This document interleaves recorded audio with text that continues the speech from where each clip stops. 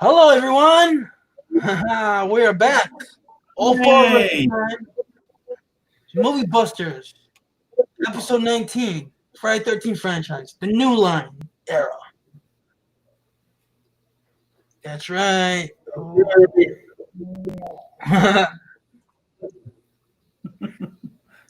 Jesus Christ, tone it down a bit. Holy shit, they just scared the fuck out of me. Yeah. You're part 3. Of course, I'm Alex 2.0. This time free break for this show. I'm joined by Rob, aka. Hold on, God damn it! Stupid fucking pointing fingers. That fuck. Creighton, fuck you, man. Anyway, Creighton Duke for tonight. Rob. Hey, how's it going? I break fingers. That's what I do. Oh yeah, that's what I do. Fun. And I'm also joined by Thomas, who wants justice for Keen Hodder tonight. Should have been Keen Hodder's Jason. Fuck you, Ronnie. You. We'll get to that. And of course, oh, cool. Hey, Julie. That's Julie. Oh, yeah. And of course, she's the one that likes Rocky. Dan, she's the one that likes Rocky. She's like a huge Rocky fan. She's a pretty big Stallone fan too. Oh, excellent taste. Yeah. Excellent taste. Yeah. We have the return of Dan here. He's an old friend of the Christian. Yep. An old friend. Yeah. Old ass friend. How's everyone doing tonight? Oh, we got a new guy in here, Bernie G. Oh, I think that's Bernardo. Can't complain. Dude, is that Bernard? Is that you? I'm pretty sure it is. So yeah, it's been a long time. Holy shit, dude! Where you been? Oh, he's an old friend on Facebook who hasn't been around on Facebook for. Holy shit, Bernard! Well, thank you, Julie. Oh, great. Thank you very much. Ginny, Chris, and Trish were in the last show. Check us out in episode 18. That's where you'll find them. Yeah, Julie, he's sitting in the Rocky room right now, actually. Yeah, that is the Rocky room. Yep. It's a museum. Belongs in a museum. To do more videos. And of course, here's Mr. Chucky Doll. Chucky Doll, what up? What is going on, Chucky Doll? If that's really you, Bernardo, it's good to see you're doing all right. Hopefully you're doing all right. Great to hear from you, Bernard. It's really great to hear from you again. In a while. Thank you, man. This isn't technically a watch party. This is just a discussion of the films. Yeah, this is more just live. If you watched the previous episode, me, Alex, and Rob covered the first 8 films. Yeah, that's him because he used to do the wah thing. Yeah, that is him. Bernard, what is going on, brother? I missed you, man. Yeah, I haven't heard from you probably since like 2014. Shit, it's been no, he wasn't gone for so long. More like 26. Oh, we got a guest. Say hi. Say hi. Is that little Jason Voorhees? There's Dan. That's Alex and that's Tommy. Is that little Aryan Lerman? What's up, What buddy? up, Landon? Hi, Landon. What up, Landon?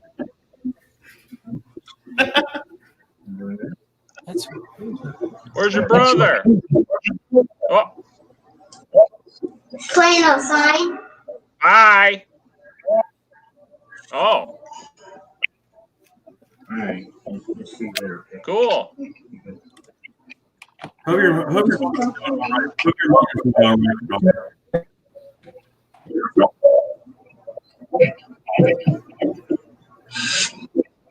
All right. Yeah. Well, yeah. Hope your brother's doing a lot better, Bernard. Yeah.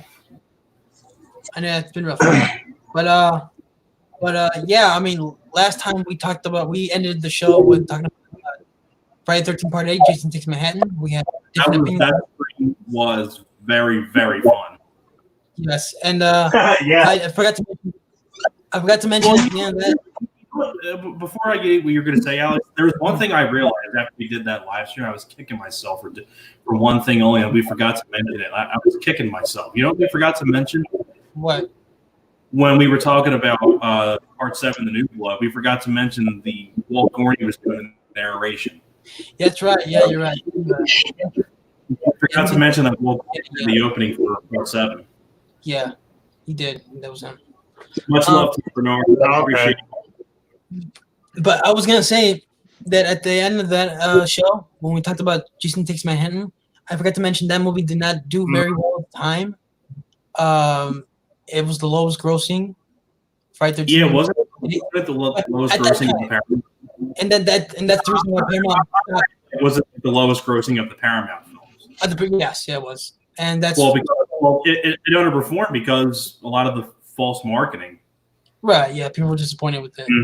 Yeah, and it was like the last straw for Paramount, and they decided to sell the rights to New Line.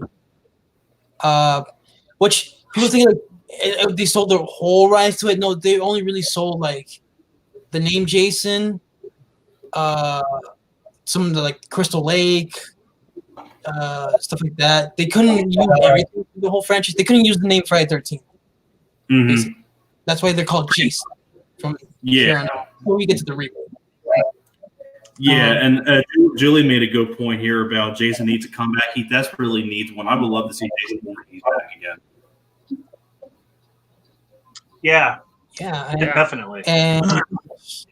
And first New Line film we got is of course Jason Goes to Hell, The Final Friday. To this day, the most divisive Jason film ever. Probably, I don't think we're gonna get ever this divisive. This is considered, I guess you could say, like the last Jedi of the franchise. In a way. Well, it was really New Line. This is the second. This is the second worst performing movie, right, out of the series. Now, what was behind? The box office for this one? What was like the budget? The budget was like $3 million, and it made like budget was like 3. Yeah, and it made about like 16 million. Like 15, 16 million. Yeah. So it didn't do amazing, despite it. I mean, it had been 4 years since. There was a 4-year hiatus. Mm-hmm. Well, you figure this was between 1989 and 1993. Yeah, so there's a wait there. So, so I don't know everyone's opinion on this movie. So I'll go last. You know how? Okay. Well, but I'll just say this before I go last. I will say I don't hate this movie. I'll say that much. I don't either. I don't either.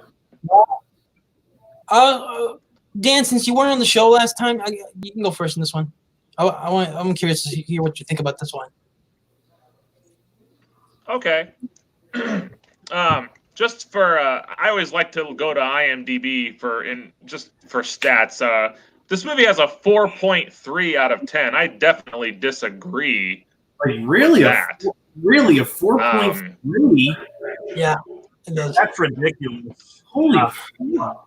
It's not a 4.3. Mm-hmm. That makes it sound like it's like a. I remember. Movie.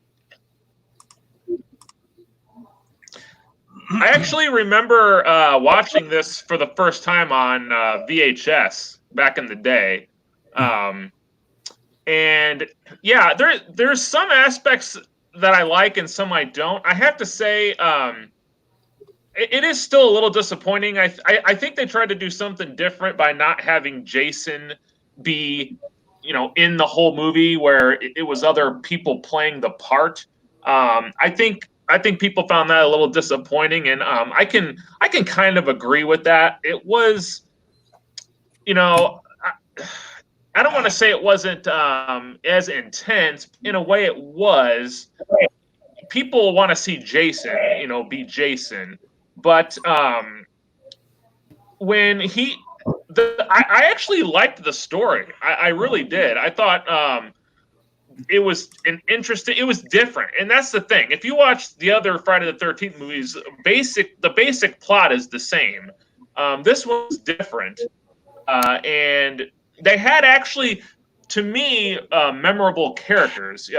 Creighton Duke, definitely memorable, and even I forget what the name was, but the main guy that Creighton keeps breaking his thumbs. He was kind of annoying, but I thought he did a good job. Steven? What I liked about this movie is the gore was great. This was really gory, and I think it held up pretty well. And the times where Jason is on screen, even though I actually didn't care for his look, I felt that I didn't like that. I get where they were going. I get that they wanted it to look like he was the most decayed he had been, but like the fat head, I just never cared for that particularly. But anyway, the scenes where he was Jason, I thought were really good. And of course, everyone that's probably seen this movie, the end tag with Freddy was just what everyone was talking about. I remember at school, and again, I didn't see this movie until later on. But when this movie came out, kids that had seen it were talking about, like, oh my God, like Freddy's glove showed up in, it's setting something up, hopefully, for the future.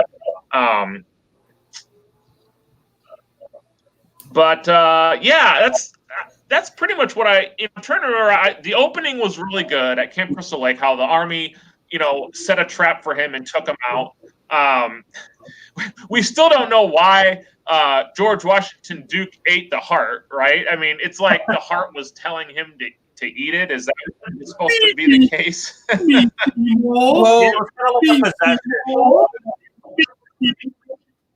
Seymour. What's that?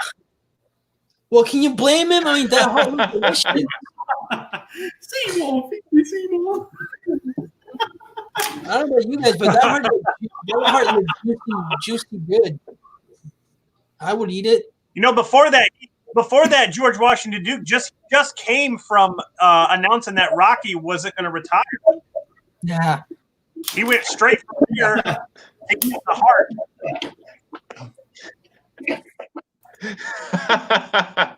I mean, I actually have an explanation for that scene, but I'll wait till it gets to my turn.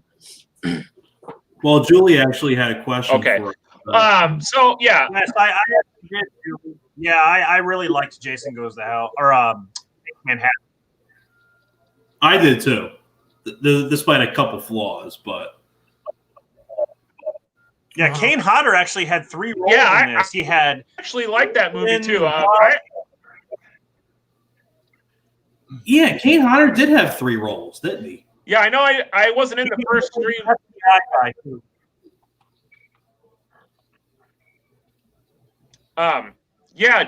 Friday the 13th, part 6, 7, and 8. I enjoy all 3 of those movies a lot. Those are in my top, I would say, when I think about the first 8 films.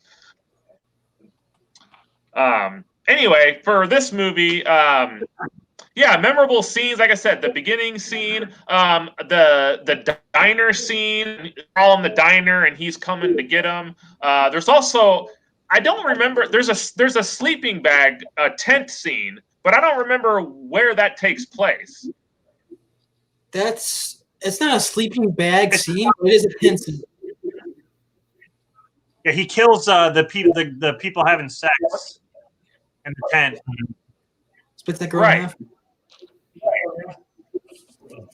Yeah, that's actually an intense, gory, man. That's really gory. Yeah, unrated. The unrated is actually even more gory. Yeah. Mm-hmm. Now, why does fucking DVD both have both versions? Don't ask me why. Why would you want to watch the R-rated version? Right. Like why? At no point. I mean, the only time you would. Although I can kind of see this being released by Scream Factory one day. Hopefully, maybe, I don't know.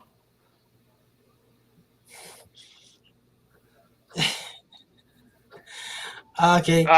Yeah. So and then the climatic scene where they're in the house, and of course Jason's reborn. That's pretty messed up.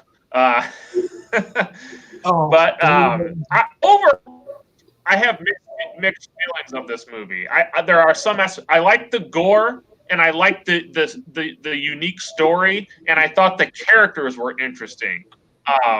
But yeah, the lack of having Jason through the whole movie, I feel like it was a double-edged sword. I think it was good that they tried something different, but I also feel like it shortchanged the movie by only having in certain parts. So that's my thoughts. All right. Rob, you want next? Yeah, I just want to add just a few things onto it. I agree with everything Dan said. I saw this in the theater with my dad, and of course it was the R-rated cut, and I couldn't believe how gory it was. I was actually kind of blown away by that. Now, I will say, when I first saw this movie, I was like, they don't have as much Jason in it.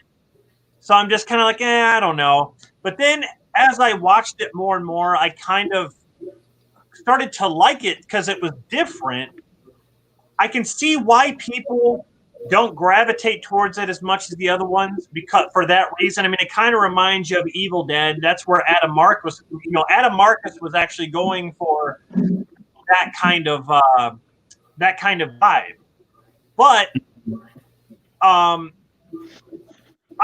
think it's different enough to make me kind of appreciate the idea. I like the fact that he can jump from body to body, and the people that are playing like they're possessed by Jason, the way they move and the way they breathe and all that stuff, they are acting like Jason. Mm-hmm. Even though they don't have the mask on or the outfit, they're acting like him. So I thought that was awesome. I still felt like the spirit of Jason was there. Also, kind of a fun fact too, Tony Todd actually auditioned for Creighton Duke. Yeah. That would have been cool. Yeah, that would have been pretty awesome. I did not know that. Steve Williams. Cool. I think Stephen Williams did great. But also Laurie Holden was supposed to play Jessica, who is interesting. Yeah. And I was forgetting. Oh yeah, we already talked about Kane Hodder. He had like 3 roles in this. He was Freddy's glove, Freddy's glove, and FBI agent. The agent, yeah. Yeah, the guard. Mm-hmm. Here's the thing. I think this would have been better to keep in Creighton Duke's backstory. Creighton Duke actually had a backstory where it was a young Creighton Duke. I mean, when you're watching this movie, you're like, how the hell does Creighton Duke, how does he know all this stuff about Jason? How does he know that there's a dagger that can kill Jason and only a family member can kill him? There was a backstory that was planned that got overlooked where they were going to explain Creighton Duke, like how he became a bounty hunter. I thought that would have been interesting to see that. But as far as the movie we got, I think it's underrated, and I think I don't think it deserves the low score at all. I think if I were to rate this movie right now, I would give this movie an 8 out of 10. I would honestly give it that. Mm-hmm. Cool. What are you saying, Thomas? No, I was just saying that 4.3 is absolutely ridiculous. Yeah, that is that's pretty much trashing this movie. Right. Hell, that's friggin' lower than Chainsaw Massacre 3. Right. Yeah. I mean, yeah, when you watch this movie though, it does have an Evil Dead vibe. I mean, yeah, when the demon escapes, the Jason demon feed or whatever goes down into the bottom, into the basement and crawls in the lady, that's reminiscent of Evil Dead there with the whole basement thing. It's there are certain things that just remind me of Evil Dead, but I'm okay with it. You know, it's very inspired by evil. Yeah. Yeah. Oh yeah, Thomas, before you go, we got Crazy Joan in chat and we got Fork84. So you guys joining. Bernie G he really hates Jason Goes to Hell. He gave it a 1.5. He always said that he always hated that movie. Well, that's fine. Well, I understand why people don't like it though. I totally understand that. I mean, it's that different. It's that different from the other movies. Yeah, I totally get it. But you got more thoughts, or that's it for you for now? That's it. That's it. All right, Thomas, you can go next. Well, if Julie's still watching, Julie, little fun fact here for you. You were talking about Kane Hodder and all that stuff, but I figured I'd show this again for you, Julie. If I can get it focused. Oh yeah, Thomas got choked. Yeah, he got choked out by you. Nice. Yeah. If I can get that in focus. There we go. Hard to believe that was back in 2013 I met him. Yeah. But now getting on to the film itself, I figured that'd be a fun thing to throw in there for Julie to show her that. But my thoughts on the film, I definitely have warmed up to the film a lot more over the years. I remember the first time I saw this. I remember like a decade ago, I got like as a gift for my birthday, I got like the Jason franchise. I got the box set and all 3 of the New Line Cinema films. This is right after the remake came out. So, okay, Julie, I just figured I'd show you she says she's still here, but I figured I'd show her that for Kane Hodder.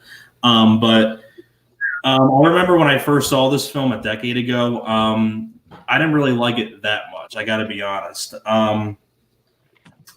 Because I was so used to seeing Jason Voorhees a lot on screen, and Jason Voorhees really is the star of this film, and is the star of the franchise. And not really seeing him in a lot of the movie was quite disappointing. And but the thing is, as I got older, I came to appreciate what this film was trying to do.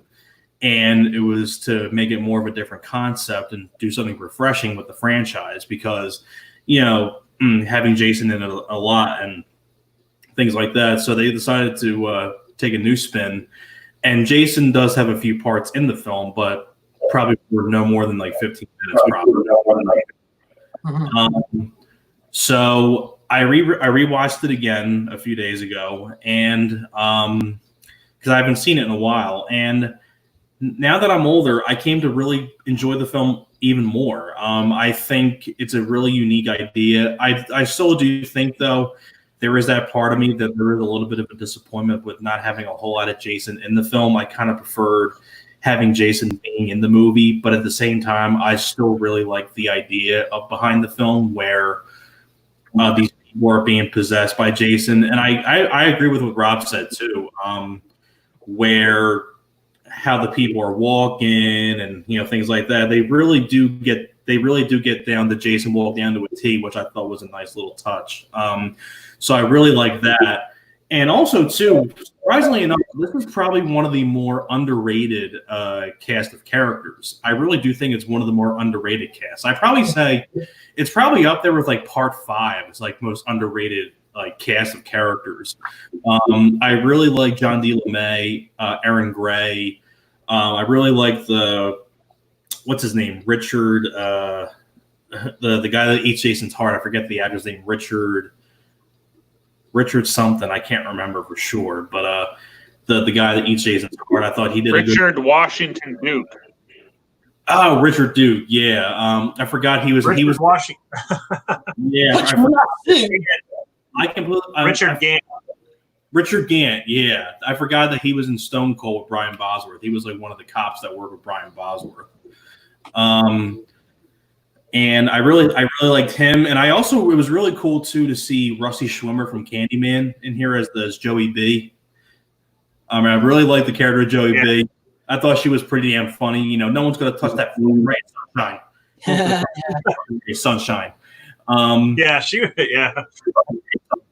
And on top of that too, one other thing I thought was really cool about this film, it's on the Crystal Lake Memories Blu-ray documentary, but what I thought was really cool when they got to the documentary in the part where they talk about Jason Goes to Hell, they actually got to interview the baby in the film. They interviewed the little girl who was the baby, which I thought was really interesting. Like, boy, you don't really see that too many times, like interviewing a baby actor. That's kind of cool. But yeah, and on top of that too, I got to be perfectly honest here about the franchise. This is probably my favorite my favorite gory of the films. This is definitely that has the best gore. It's got my favorite gore in it. It's probably the goriest film probably since maybe part 4. Yeah. Something like that, give or take, something like that, part 4. Because everything after that got fucked to shit by the MPAA, sadly. We talked about that in the other stream. You can go watch that. But one of my personal favorite deaths is in the diner, and Jason, or the person possessed by Jason, takes that person's arm and like pushes it up. You see the bone come out of the skin. Yeah. Just pops the wrist bone right up. That always gets me. It's really cringy. Really cool effect on that one. And I'll tell you what, there's one part in here that made me laugh my ass off, and it's when the main girl is arguing with Joey B in the diner, and she goes, "Fuck you," and she smacks her with a frying pan or something. And he's just sorry. Sorry. One of the goriest parts, I think, though, is the deputy. Mm-hmm. When he starts to rot. Yeah. And his jaw sticks to the floor, and he's going like this, and like oh God. I mean, yeah. I really like Joey B's death, with her jaw getting like pushed up. Like he elbows her in the face and shuts her mouth. Yeah, that's really she's like yeah.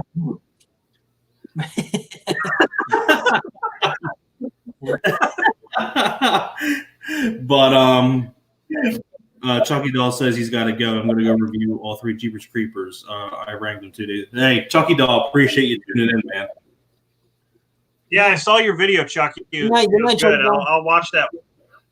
Yeah, I got to go. I recently saw that video too. It's a pretty good ranking. I think I commented on that video, if I'm not mistaken. I could be wrong because I'm stupid sometimes. But Chucky Doll, really appreciate you tuning in, man. Thanks for stopping by as always. But my overall final thoughts on the film.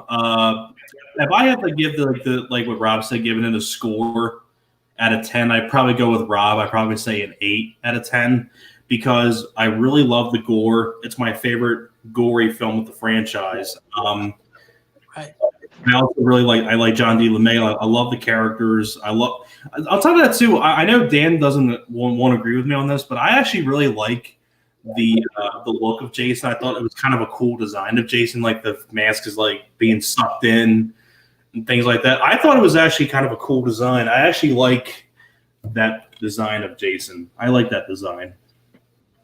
I think it's kind of a cool design, but it's not my favorite looking Jason. That'd be part 7. But Kane Hodder, once again, for the little bit that he has, does really good as Jason Voorhees.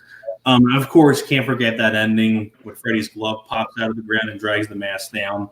It took a decade to get the Freddy vs. Jason, but we'll get to that soon. But they finally made it. So, but this film, I think this film has a lot to offer. I know it's going to disappoint some people because there's not much Jason in it, but you got to take into account that it is a different idea and all that stuff. But there are some things about it that I don't like. I don't really like. There's a part of me still that wishes there was more Jason in it, but still at the same time, I do appreciate it more than I did when I first saw the film. But on top of that too, I mean, that's like one of the only like flaws I can say that I have. I mean, But I can't really. I mean, I like the gore. I like the characters. I like the cast. I love the ending. I mean, the only reason I say that it's like an 8 out of 10 because I wouldn't say it's my favorite Jason film. It's definitely not my favorite of the New Line Cinema films. Actually, we'll get to that later when we rank them. But yeah, Jason Goes to Hell. I think it was a solid installment. My thoughts definitely have changed over the years over this. So I give it a thumbs up. I think it's a pretty decent flick. Okay. Well, I want to add something really quick. When I saw Freddy's glove pop up in the theater, everyone was like, "Oh!" Like it was a really cool experience. Really crowd pleasing moment. nobody saw it coming. That was before the internet, before everything got spoiled. That's why Yeah. I miss it. Good point. Yeah. Before I go with my thoughts, Dan, you haven't had any trouble hearing us, right? So far. No, you guys sound fine. How do I sound? You sound good. I can hear you. I can hear you. Good.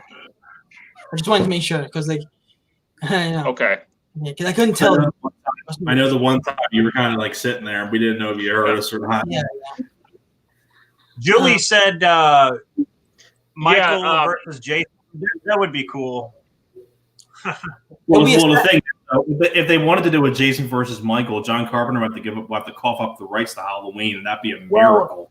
It's all about rights. It's all about rights. You know what's funny? Well, that's John Carpenter offers to give up the rights. If Jason versus Michael would happen, it will be a silent film. Yeah, that's true. Yeah, they both don't talk.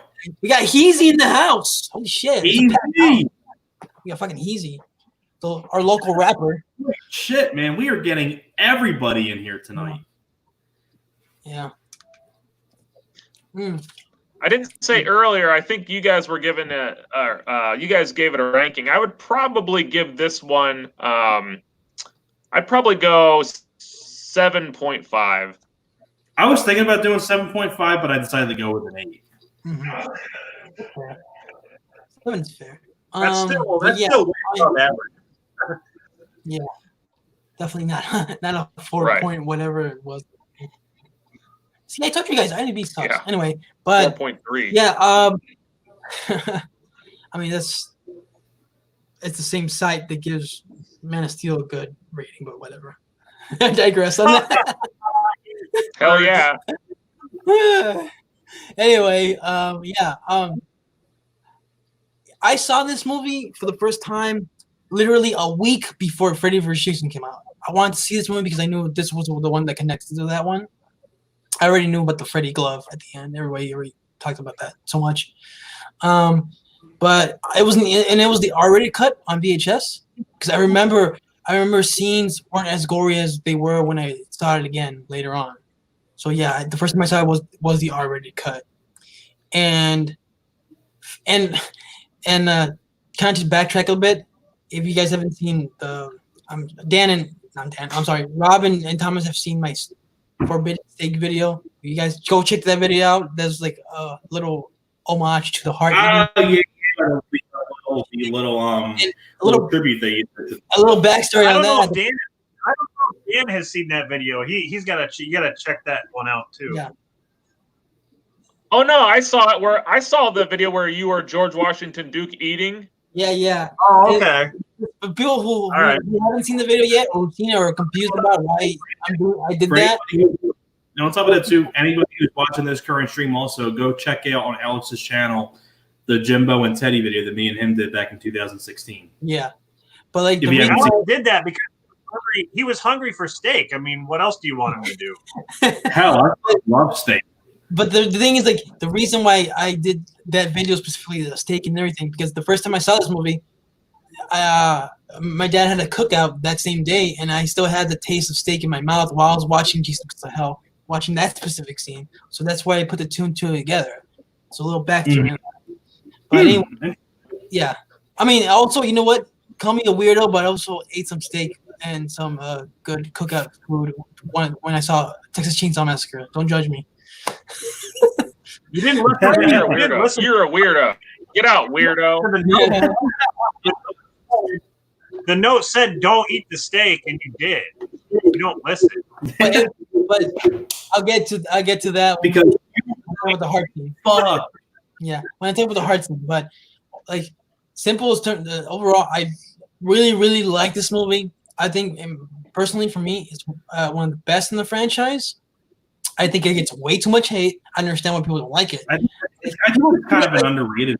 People treat it like it's like one of the worst movies ever made or something. Like, guys, no, it actually is well made. Well, critics panned it. Right, but You want to see? You want to see? Panned it. They thought it was. I'll give They this thought to it you. You want? was supernatural. I'm sorry, Hazy. You want to see really bad sequels? Halloween 5. That's a bad sequel. yeah, Halloween Night sucks. Sorry, Hazy. Oh, Yeah, that is bad. fuck Halloween 5. And fuck Michael Myers Gerard. cries. You want to see? You want how bad Michael Myers crying? That's what's so bad about it. Yeah. Michael Myers cries.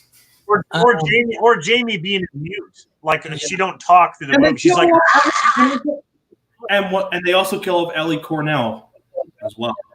Halloween franchise show coming next year. Sit down. But yeah, you know what though? Bernard, I don't think Alex said it's the best of the franchise. He said it's one of the best. And because I saw this movie before I saw a lot. Yeah, I saw this movie before I saw part 2, 3, 4, 5, a lot of those sequels. So I wasn't really sure what Jason's backstory was, 100%. So I kind of accepted the whole body hopping storyline, and I still kind of, you know what? It's a different take. Look, you guys get people. I think a lot of people don't understand. At the time when this movie came out, people have seen 8 movies of Jason doing what he does. It was getting by part 8. I said this in the stream last time. It was getting stale. So you had to do something different with this character. You had no choice. And Marcus, I have a lot of respect for that guy. I know a lot of people hate him. He's kind of cocky at times, but I think I respect him thinking outside the box, doing something different with the character. For me, it works. And I liked. Are you okay, Tom? He's Jason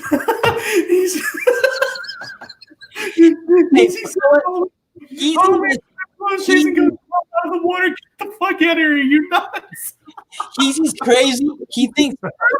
Okay, just to give you a little get inside his head a little bit. He thinks Halloween 3 is one of the worst movies ever made. So just let that sink in, okay? But anyway, I like the body hopping stuff. I think my God, easy, you kill me. I said in the last stream. Okay, I agree. Listen, I agree with Bernie when he says Halloween Resurrection is worse. Halloween Resurrection blows. It really does. But Halloween 5 is terrible. But that's Halloween 5 though. But that's Halloween though. I fucking like Buster Rhymes better than anybody on Halloween. I was gonna say that I mentioned this when we're talking about part 8. This movie was so much better than part 8. 2 reasons why: better kills and better characters. I can agree with that. Yeah, better characters. The characters in this movie are so much fucking better in part 8 and in part 7. I can agree with that. I can agree with those 2 aspects. I do agree. It has one of the goriest kills in the whole the 10th scene, and the fucking this is the goriest out of every Jason film. Just call it like it is. The waitress, when he squishes her head and her brain splatter, that's great effects. And sorry about giggling, guys. I was just laughing at Easy. Blow. He said Halloween 5 blows. Jason goes out of the water. He says nuts. I was laughing my ass off. Heezy's crazy. Alex and Heezy have together. Heezy's crazy, but he's good for a laugh. Give him that. Heezy's hilarious. Yeah. I will say Halloween 5 is better than both Rob Zombie. Those can suck my big, what? I hate those movies. Easy. Halloween 5 is better than Hello. Get the fuck out of here, man. Yeah, but hey, if he's if you want to argue about Halloween movies, then join us on our Halloween show when we eventually do that. And Julie made a good point. Why kill off Laurie Strode? That sucked. It did. Well, that's another thing that makes that movie bad. Kill her off. Let's just kill her off. Mm-hmm. Mm. But like I was saying, and just because let's talk about Friday. Yeah. Well, like talk I was saying, about Jason. Like I was saying, Jason Goes to Hell. The characters are better than Part 8 and Part 7. Creighton Duke is one of the best characters in the entire franchise. The actor who plays him, Heck yes, that guy great fingers. He's awesome. Yeah. His lines are great when he says see, Sheriff, she's only your lady because she hasn't had a taste of the Duke yet. That's great. Creighton is badass, man. And the finger breaking scene is so great. You don't see the fingers actually breaking. The sound effect is what makes that scene. And the acting. You just see him go like right. He's holding fingers. I'll give you the finger breaking scene. I think that finger breaking scene is better than the scene in The Last Exorcism. Definitely. Yeah. Yeah, but like I like how John D. LeMay is the main character, Steven. I like his battle throughout the whole movie. He's doing this for his baby that he doesn't even know he had. The girl Jessica that he had a thing with in the past, they had a baby together. He didn't even know about it, and now he's trying to protect his baby because his baby is a Voorhees, where you get the family. That's another thing people didn't like. People didn't like, oh, Jason has a sister all of a sudden, which I understand. All of a sudden, she's just in the franchise. There was never any like a clue that Jason had like siblings or anything like that. I understand, like yeah. Well, wait a minute. The backstory for Resurrection was Michael killing Laurie, and then he goes home to jerk off and live in the basement and do nothing. That was the backstory. And eat rats too. And Julie said, there was no. And Julie said, "Don't get me started on Rob Zombie's Halloween. Fuck that movie." Yeah. Oh, and And he let it go with the H2O retconning 4, 5, and 6. Jamie died in 6. Fuck it. But anyway.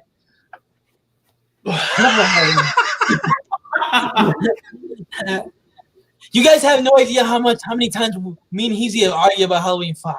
Like, it's crazy. Like, almost every time. Well, let's save that for the Halloween stream. Yeah, that'll be interesting. Yeah, but Jason Goes to Hell. Like Rob, you mentioned the melting scene, the effects in that is like top notch of this franchise. It kills me when people just call this movie trash. Like fans, when the fans call this trash, like guys, it has great practical effects, score effects. The characters are. That's what you call great effects right there. Yeah. The kills are great. I mean, what like the soundtrack? Harry Manfredini came back for this one. I thought it was good. Like he came back and he brought his A game, in my opinion. And Adam Marcus, for a guy who never made a movie before this, he did a good job. He brought energy to the franchise that was lacking for 2 films, I will say. It wasn't there since Part 6. And I thought he brought something interesting to it. So, I mean, I can go on and on like defending this movie, but like I honestly like I've always liked this movie. I never hated it. I liked it when I first saw it. And who knows? I mean, maybe Iron Marcus is watching this show because I did post this link to his group page. So hopefully he's watching. But Iron Marcus, if you are, you did a good job, man. Yeah, you really did, man. I really, yeah.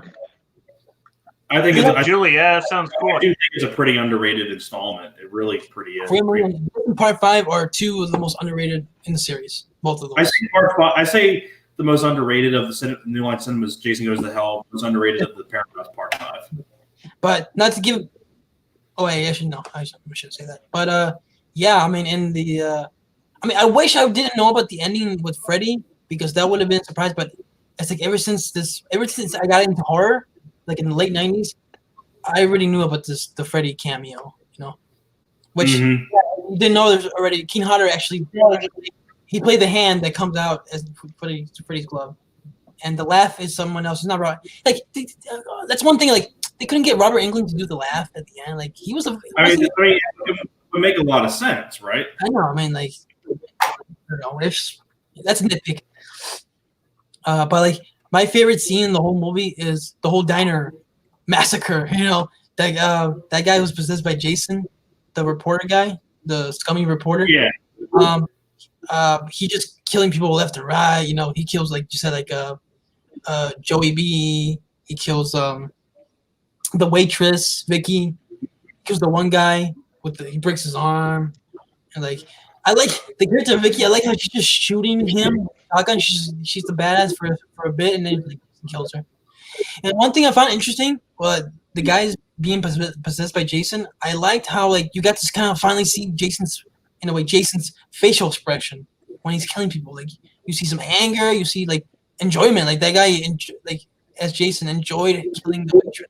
Like you saw, he's like a smile, smirk on his face. I thought that was kind of interesting. Yeah. Well, you know the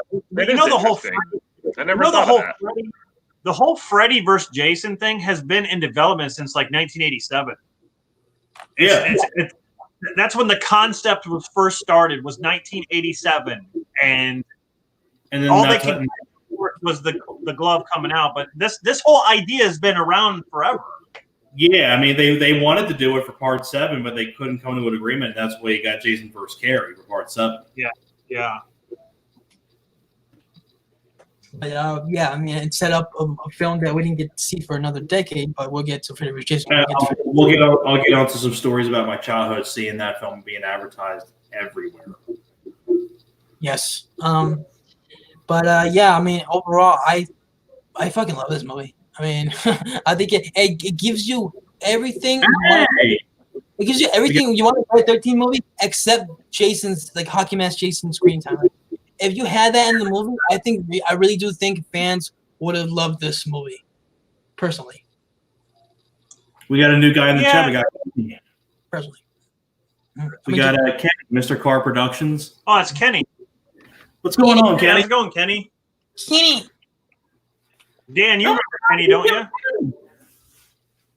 Oh yeah. What's up, Kenny?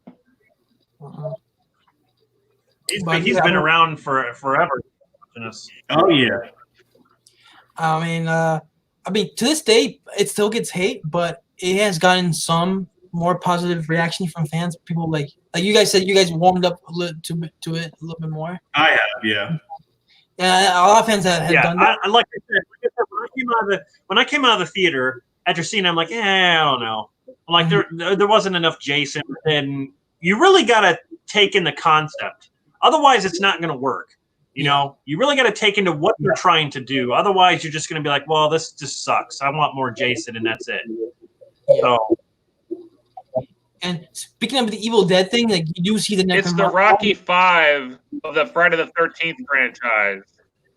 I guess because like George Washington is in it too. He's in both of Rocky 5. Go for it. Well, earlier, a lot of people didn't like that.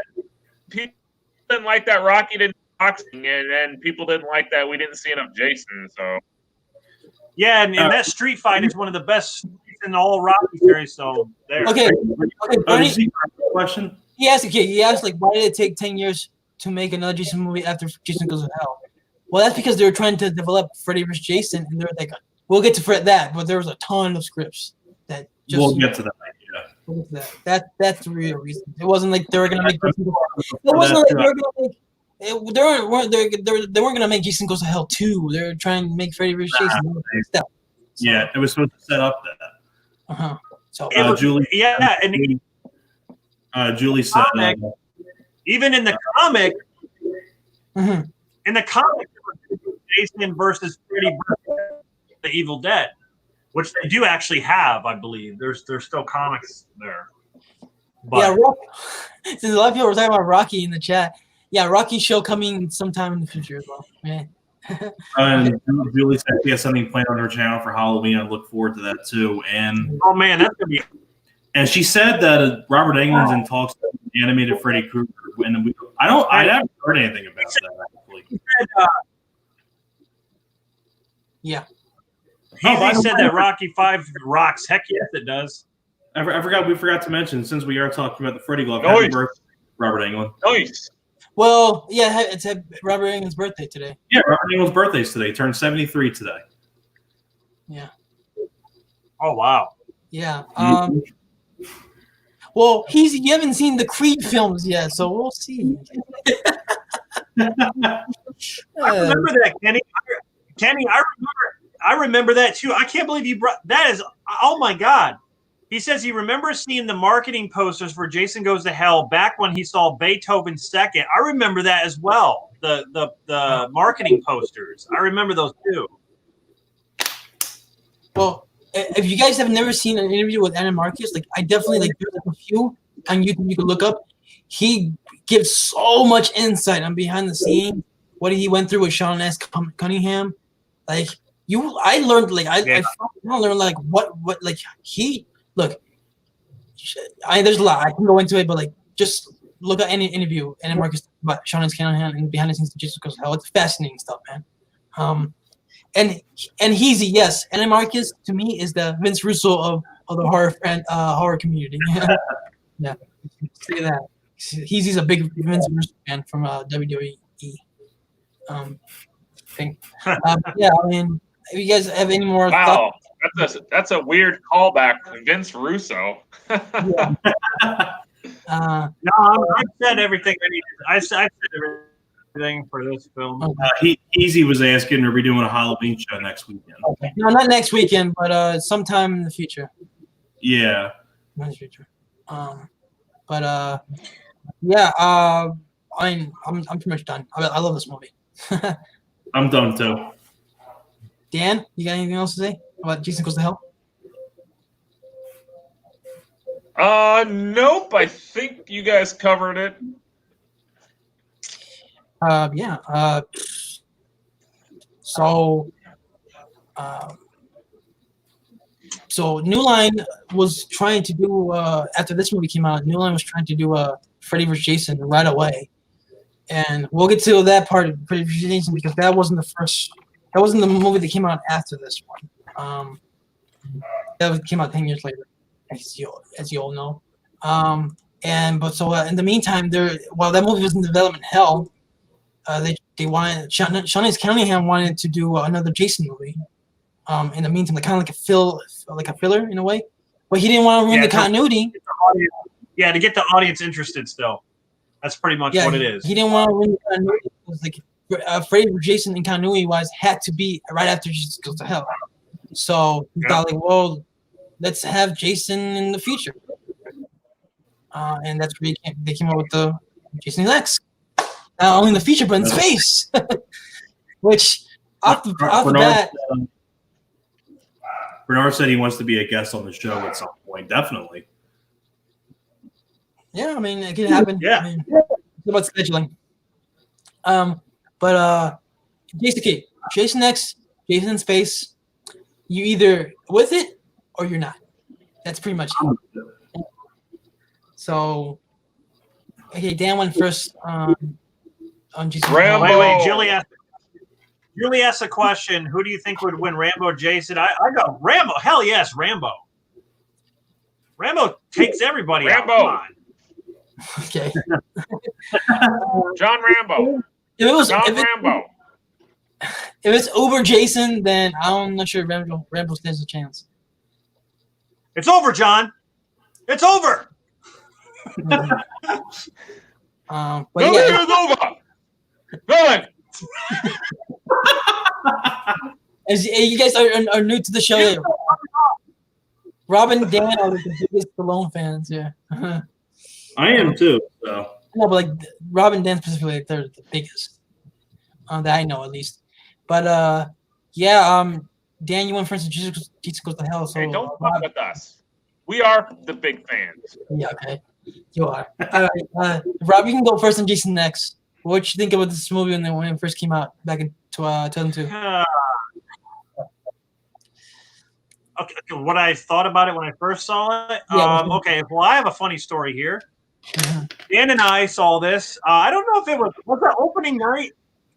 Was it opening night? I don't remember. No, I don't remember that. No, it was like during, Okay. It was like during the day.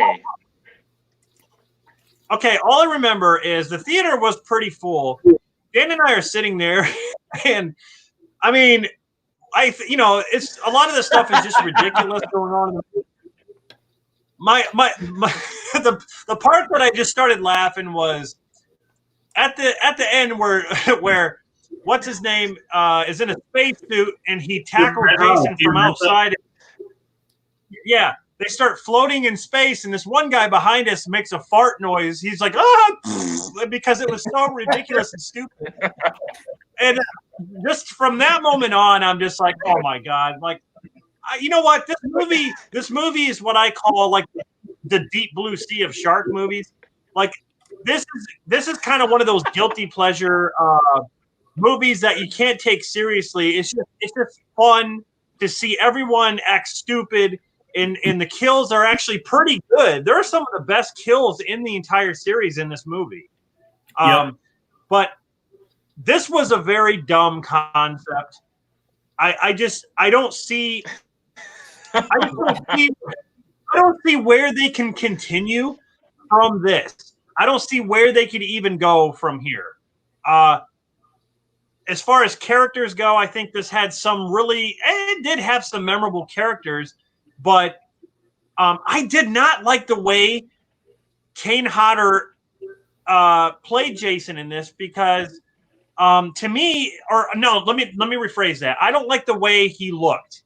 Mm-hmm. To me, it was just like they slapped a mask like this on Kane Hodder's face and just said, "Okay, now just go." Like he had Kane Hodder. If you see when the camera goes behind him, it's Kane Hodder's hair.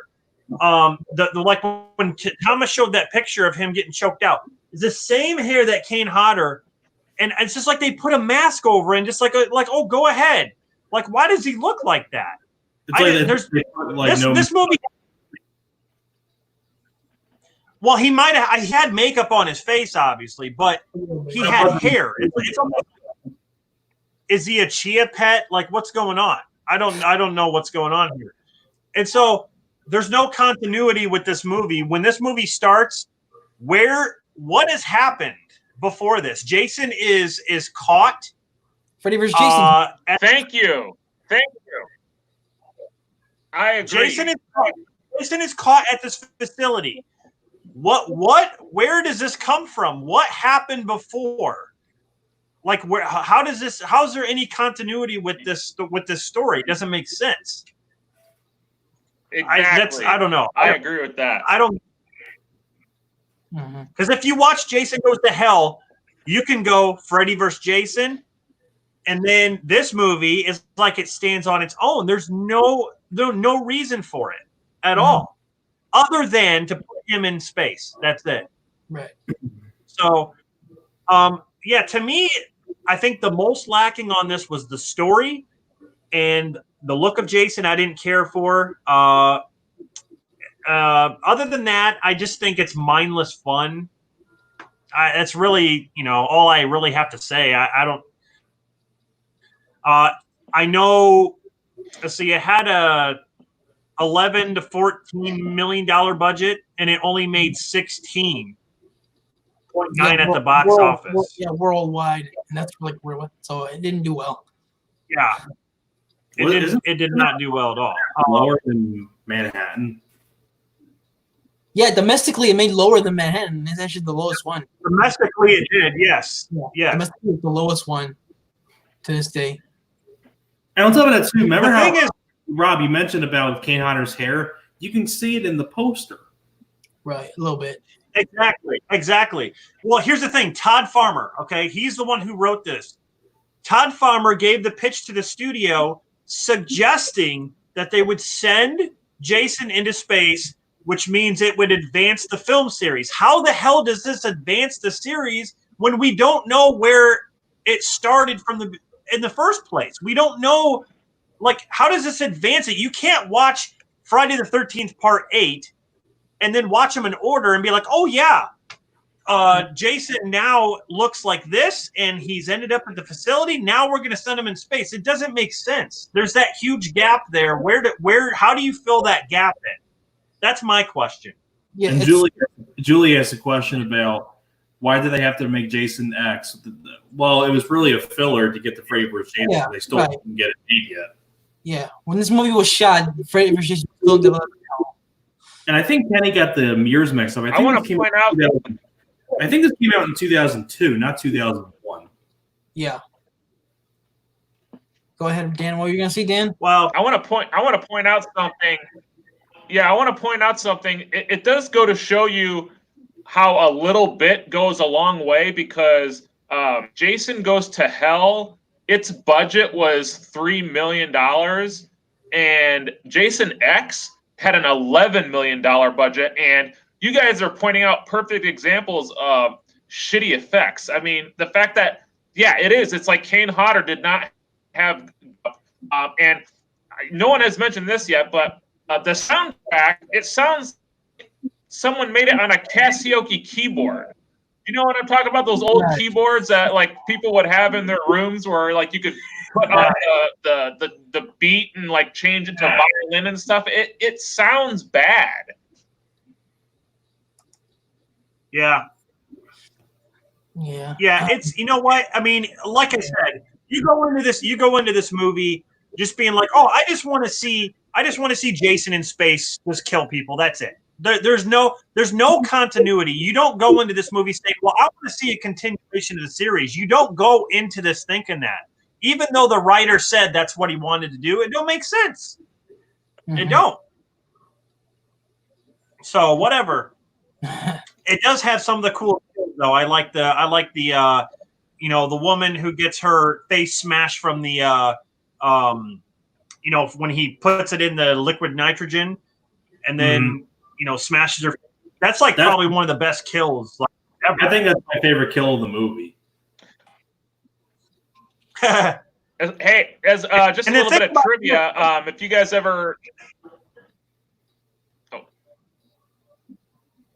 Yeah, go ahead. I was just going to say a little bit of trivia that the head freezing kill, Mythbusters, the show, they actually did an episode on that, if that was possible to do that. So that's pretty cool that they took that kill, tried to make it factual. See, next still relevant.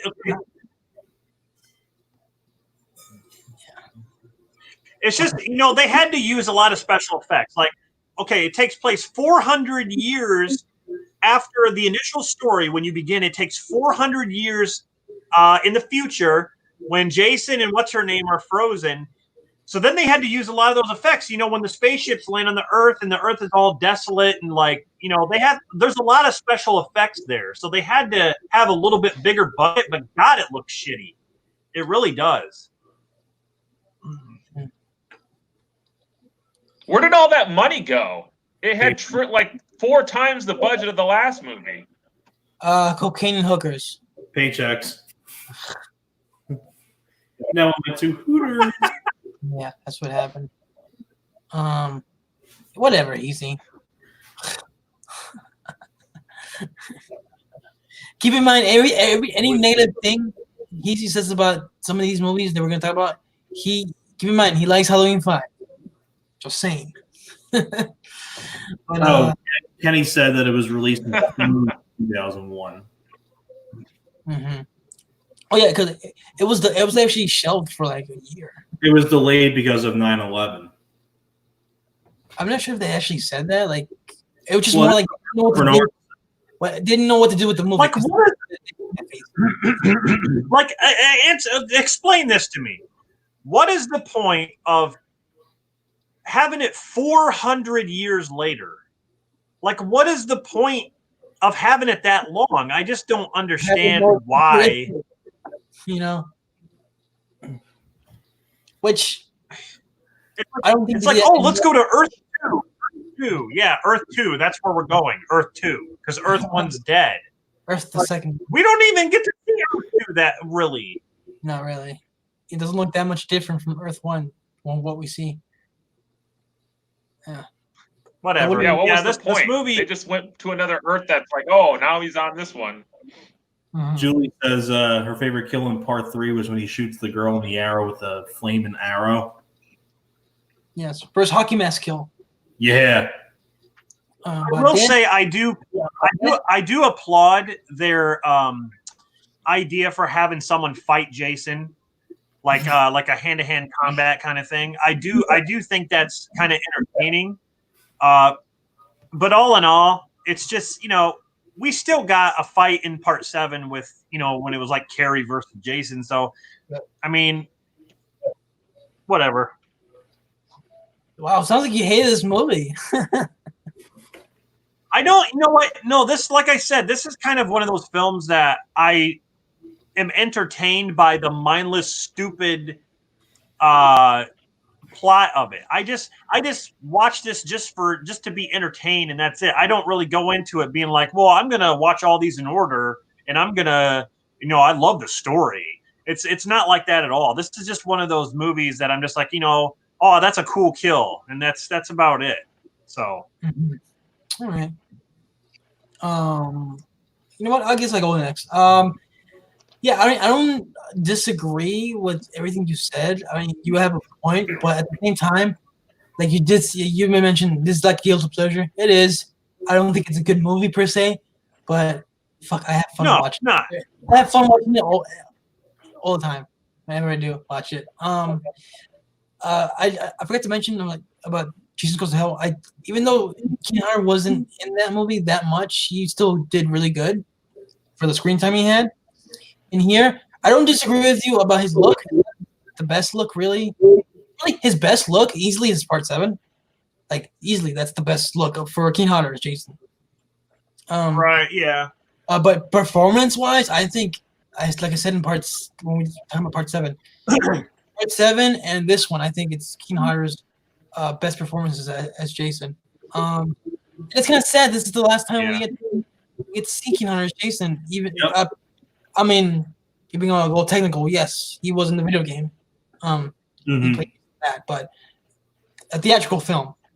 But this was the last time we get to see him, and I think he did really good. I think he brought, because it's been a while since Jason Goes to Hell, so I think he brought a game to it, despite the look of the character in this one. And you know what's funny? If you never would have known that Kane Hodder was doing this, and you watched it for the first time, you would automatically see that Kane Hodder's doing it, because that's how good he plays Jason. Yes. So. And you know what's funny? Like, he gets frozen in the beginning, and then they bring him on board when 400 years pass by, and he wakes up because people are having sex. That wakes him up. I find that fucking hilarious. The guy's lonely. He's horny. He's lonely and horny. He's got to do something.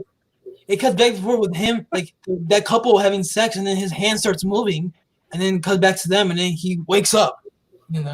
Like that brought him back to life. Jason is the biggest pervert. He's the biggest pervert and window watcher ever. Out of all killers, he's the biggest pervert. He watches all sex and everything. Yeah, what he does. That scene in the room where they got his body sits up and he does real quick sit up and the music's like oh my, that's terrible. Yeah, he's like this. He's like.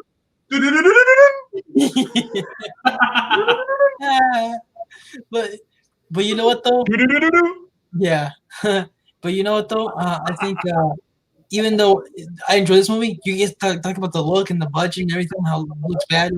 Look, there are times where while I'm watching it, it feels like a sci-fi original movie. Like honestly, it does. Like, well, especially when he has the Terminator outfit. It doesn't feel like it actually came out in theaters. Like, you feel like it honestly feels like a Sci-Fi Channel movie. Like, wow, this movie came out in theaters? Like, really? which is funny because like I wanted to watch this movie in theaters, but I didn't get a chance to. But I remember this was the first one I remember the advertisement to, and I remember getting excited because I just had seen Part 7. And I was like, "Oh man, a new film! Like, I want to see this." I didn't get a chance to theaters. I didn't see it to VHS. And when that guy farted in the movie theater, that summed up the whole night. Like honestly.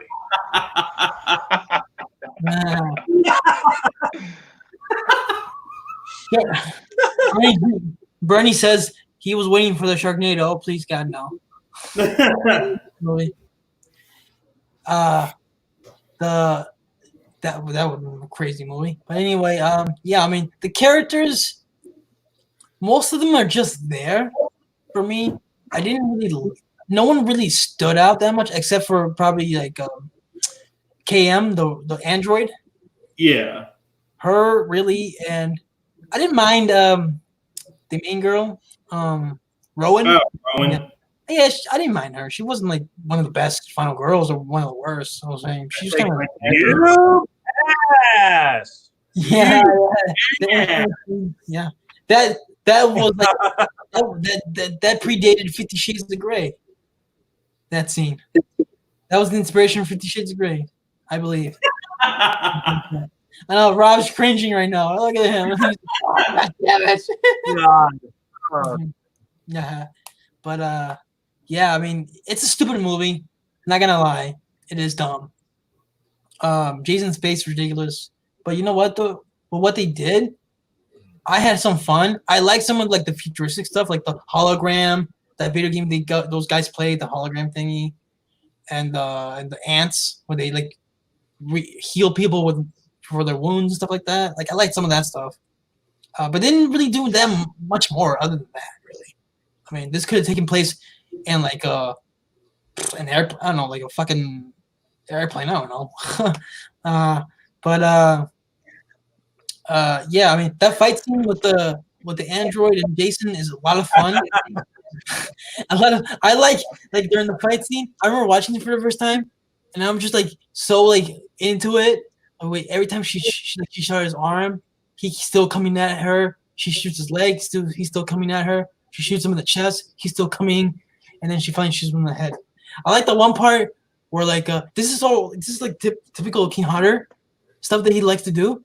Like when the guy comes and stabs him in the arm, and then KM gets up and he takes the knife off his shoulder, and he does the breathing thing like that. Or when she shoots his arm off, he looks at it and then he looks at her like that. That's something that King Hunter really does a good job of. Yeah. Yeah. And I like Uber Jason, but they didn't do much with him, to be honest. He really doesn't do much when he gets the upgrade. No, he doesn't. We do get that. It doesn't go anywhere. We do get that. We do get that. That infamous line. This sucks in so many levels. I think that was pretty. I'm pretty sure that was supposed to be meta. Which is funny because Top Hammer has said that his original draft wasn't that comedic. They changed it because they wanted to be more like Scream. Which is okay. That's why it came out around the same time. No. I don't know. Here. Maybe I'm looking too much into this, but you know the part where, you know how they use those ants to repair, like if you have a lost limb, and those ants things repair you, like they connect your limbs again. Yeah. How the hell? Where does the metal parts come from on Jason? I mean, Jason was blown to hell. Where do those metal parts go? So you're telling me those ants can create metal? No, I think it was like remember KM throws the machete at him and it's stuck in his chest. So maybe that's where the metal came from. Like it mixed with the ants and his DNA and all that shit. Became Frankenstein's monster. So they can melt metal? It became the Terminator. Yeah. Yeah. Okay. Yeah, and of course, the they have a homage to the sleeping bag kill, which I liked. You know, when they fake him out and he do the hologram of Crystal Lake, and then you get two girls, and then like he kills them. You know, the sleeping bag. So that was right. That was a fun kill. Yeah. Mm-hmm. And of course, the ice, freezes the girl's face, and And when you see that scene again before he kills her, he's totally copying the field. He's great. Uber Jason was Robo. Yeah, he was RoboCop. Uber Jason. Yeah. Drop it. Yeah. But yeah, I'm pretty much done. I like it as a stupid movie. But yeah, I mean, if you hate Jason X, I'm just like, yeah, okay, fine. But at the same time, you're not supposed to take it seriously. So that's just. I can understand what people hate it. That's just my thoughts on it. Yeah, I'm done. Thomas, you can go next. I actually talked about this film before when we did one of the other live streams we did when we did Guilty Pleasures. This was one of them, actually. Yeah, it was one too. It was one of Alex's choices as well for Guilty Pleasures. But yeah, Bernard made a good point here about this. David Cronenberg does have a cameo in this. He does, yeah. Yeah, he does. That's right. I think Jim Isaac says on the trivia, Jim Isaac, rest in peace, Jim Isaac is no longer with us anymore. But he said that David Cronenberg was his mentor and his idol. And that's probably why he got David Cronenberg to do a cameo in this. But yeah, Jason X, I think this is a fun flick. I think it's dumb fun. It's definitely a really good guilty pleasure movie for me. I'd probably say for me, this is probably my least favorite look of Jason Voorhees. I think Part 9 had a better design than this movie did, honestly. The entire franchise or just the new line? I don't probably of the new line. Right, okay. Of like, but like as a whole franchise, I don't really know like my least favorite look of Jason. I mean, Part 5 doesn't really count because that's not Jason Voorhees, but right. I can't really decide like what my least favorite Jason Voorhees look I never is. liked Bag Jason. I like Bag Jason. You're on low on that one, buddy. But going back to this film, yeah, I think though one thing that was a little disappointing was the marketing. I think the marketing. This was like the same thing with Jason Takes Manhattan, where they hyped it up a lot. Like with Manhattan, there was more about it was like him in New York, and he has like the silhouette or the shot of him hovering over New York with a knife. And this one is kind of very similar, where they show Uber Jason here, Right. and it's not really this; it's more that. It's more. But the concept of him in space, it's not like. Well, I think this is better than Manhattan, but that's just me. I mean, it's kind of like the same thing with Manhattan, where hello. Oh, hello. Yeah. I didn't know we have callers in this show.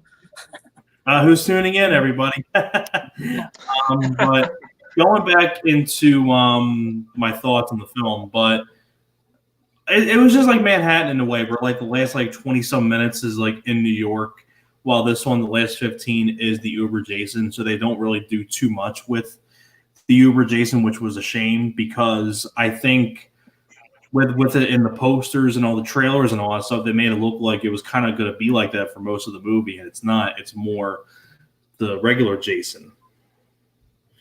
Hold on one second. Okay, looking at my notes, but I, like I said before, I really do enjoy the film as a good guilty pleasure. I mentioned it before. I talked about this film before when we did the guilty pleasure live stream that we did. It was the last time we get to see Kane Hodder as Jason, which was Fortunate. Which was, sad. It's sad to see because he didn't come back and all that stuff for Freddy vs. Jason, but we'll get to that when we get to that movie. But it was cool though to see Jason Kane Hodder one last time. It was cool to see him. It's my least favorite look of Kane Hodder's Jason's, to be honest. No, well, you know what? No, I'd probably say Part 8 is my least favorite look. Yeah, mine too. Yeah, I'd probably say now that I think about it, I'd probably say my least favorite look of Jason in the whole franchise is Part 8, but I still like Part 8. I don't. But I don't really like the look of Jason in that, considering it was kind of a step down. Wow, you guys put where he wears a sack on his head over any of the hockey masks? Over the Freddy vs. Jason hockey mask. But I'll go to that when we get to Freddy vs. Jason. Hey, Dan, we talked about the baghead. We all kind of agreed that there was something creepy about that, and that's what we kind of liked about it. No, but what's going on? Hey, here's Cody. How you doing, Cody? Yeah, but go ahead, Thomas. But going back to what I was saying, I really like this film as a guilty pleasure. Like I said, cool, and I actually do like the character of Rowan Lexa Doig. She's not my favorite female actress, I'd probably say, of the franchise. I still do think, though, that she is better than, Jensen Daggett in Part 8, things like that. That definitely KM. I definitely take over Jensen Daggett in Part 8. Things like that. But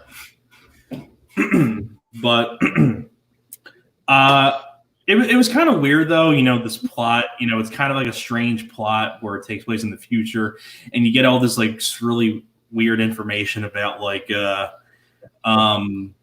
where when it skips to the future, you find out that hockey was outlawed in the year 2010.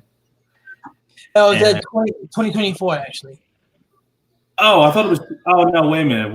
The film begins in the year 2010. Around that time, yeah.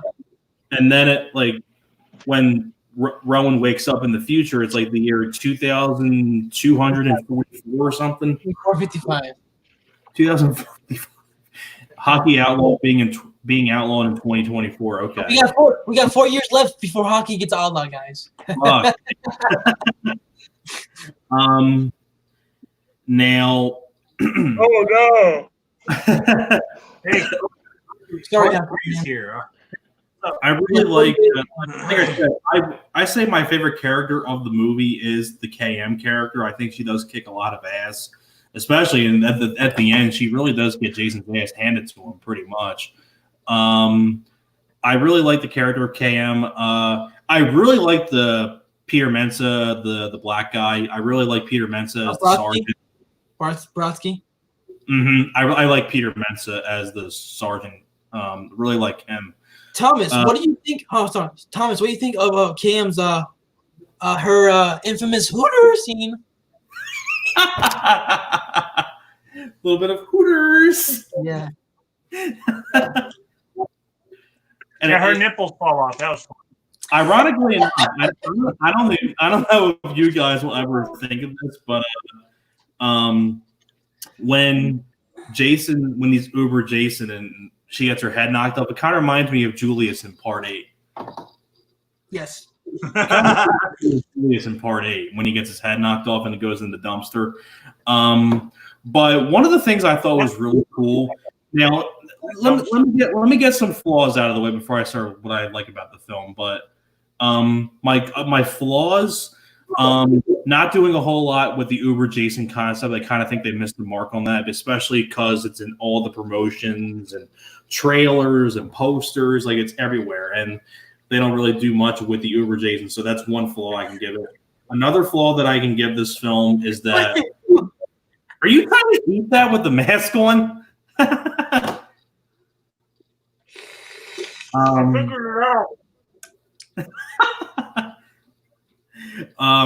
Another flaw, I do agree with you guys on this one. I think we all agree on this point.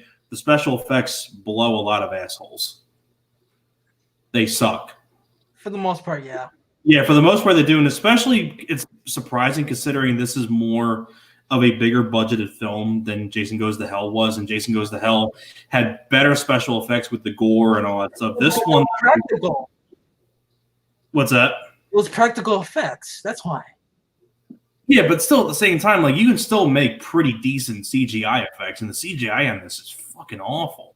Yeah, that's what I meant. That's why I said that. I say like my channel movie. That's why. I still think one of the worst special effects in the movie is when they destroy that city and it blows up. It's a horrible looking effect. Right. When they blow up that city when they go through it. What was it called? Earth 2 or something. No, like that? that was Earth 2. That was another thing. One of the things I thought was hilarious, like Sloth. We got Sloth in the thing here. Look at him. Look at his Sloth.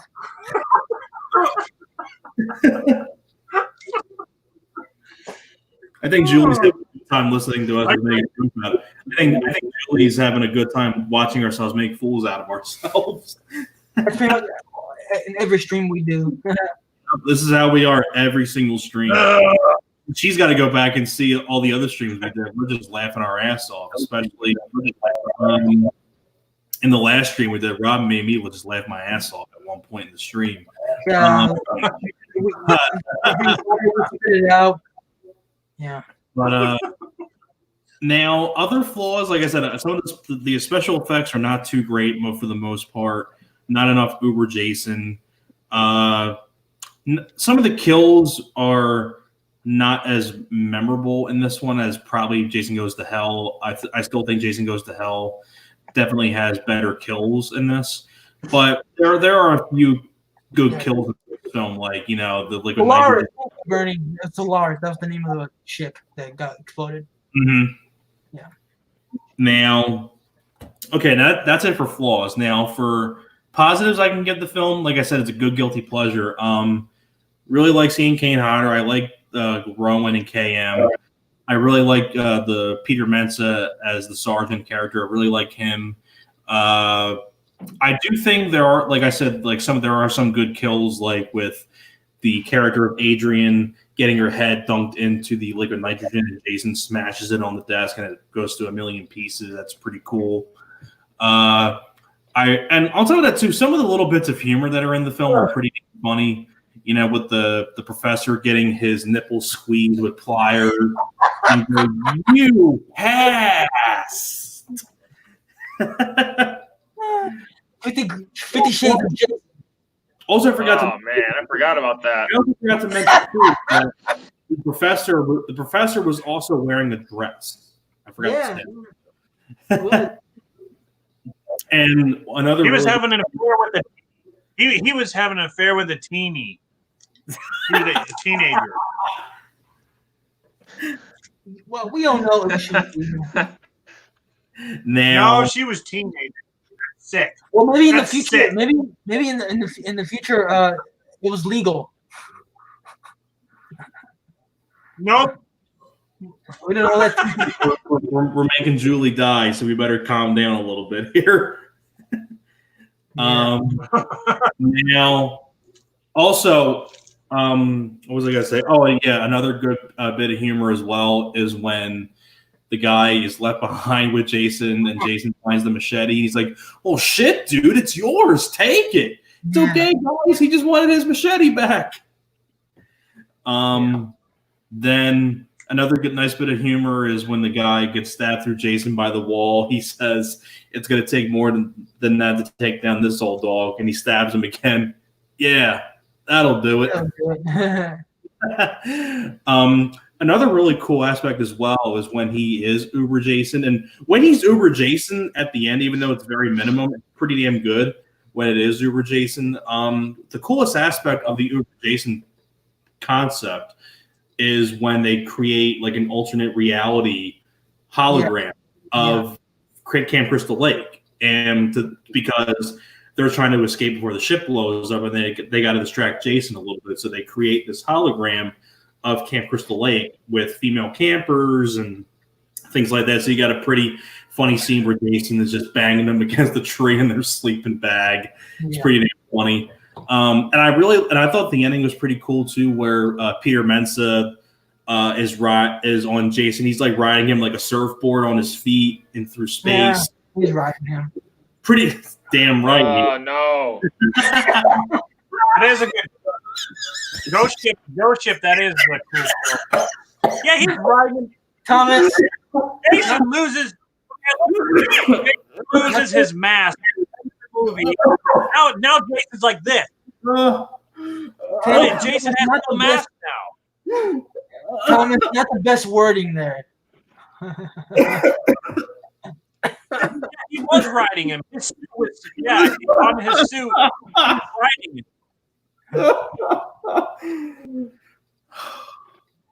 Oh, Jesus Christ. They're on Earth 2 now. Earth 2, that's where they're going to continue the story. Earth 2, like this with no mask. He's like, yeah. Oh my God. Stop. Fucking of course, all the ants might have fixed his face. The ants might have fixed his deformed face. So. Oh, man. You know, at the end, when you see that couple in Earth 2 and they think it's a shooting star and like make a wish. What was the wish? Huh? Was it Jason X2? Didn't come true. Well, when they went over to the site, what did they find? Just a bunch of poopy debris? Like, what did they find?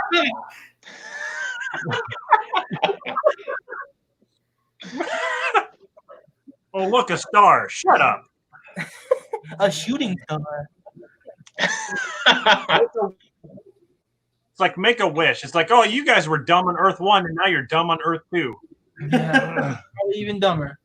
But I thought though that was a pretty cool part when Peter Mensa is on Alrighty. Jason's board, and it's a pretty cool looking shot. Like Jason's getting burned up in the atmosphere, things like that. It's a pretty damn cool looking shot. I will say that myself. And I'll tell you what, there was one part that was so fucking dumb, but it made me laugh my ass off. It's when Jason punches a hole through a wall, and it's everything's getting sucked into space. And you have that one girl holding on, and you think she's gonna make it, and of course she doesn't. And then we see her fly, and she like fits through a hole that's like this size, and you see blood on it. You see her fly, and then all of a sudden it cuts through a hole this big with blood. And saying that doesn't sound right. Well, she became the Ant Woman. You know, she turned small. Sorry if I said little hole. That doesn't sound right. It sounds pretty bad. Yeah, Thomas. I think Thomas is. I don't know where his mindset is. He's talking about holes. He's talking about riding people, nipple twisting. Hey, look, this is Jason Triple X. That's what it is. Jason Triple X. It's all about that. You pass. You pass. Pinch the nipple. Come on. You're killing him. Thomas is the guy from Part 4. He's killing me. My fucking God.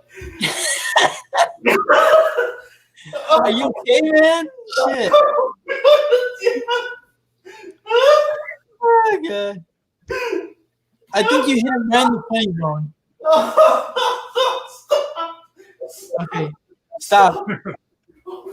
Let's give Thomas a dying over here. breathing room here. Oh God. Yeah. Jeez. He sounds like he hasn't laughed in a long time. Are you there? Oh my God.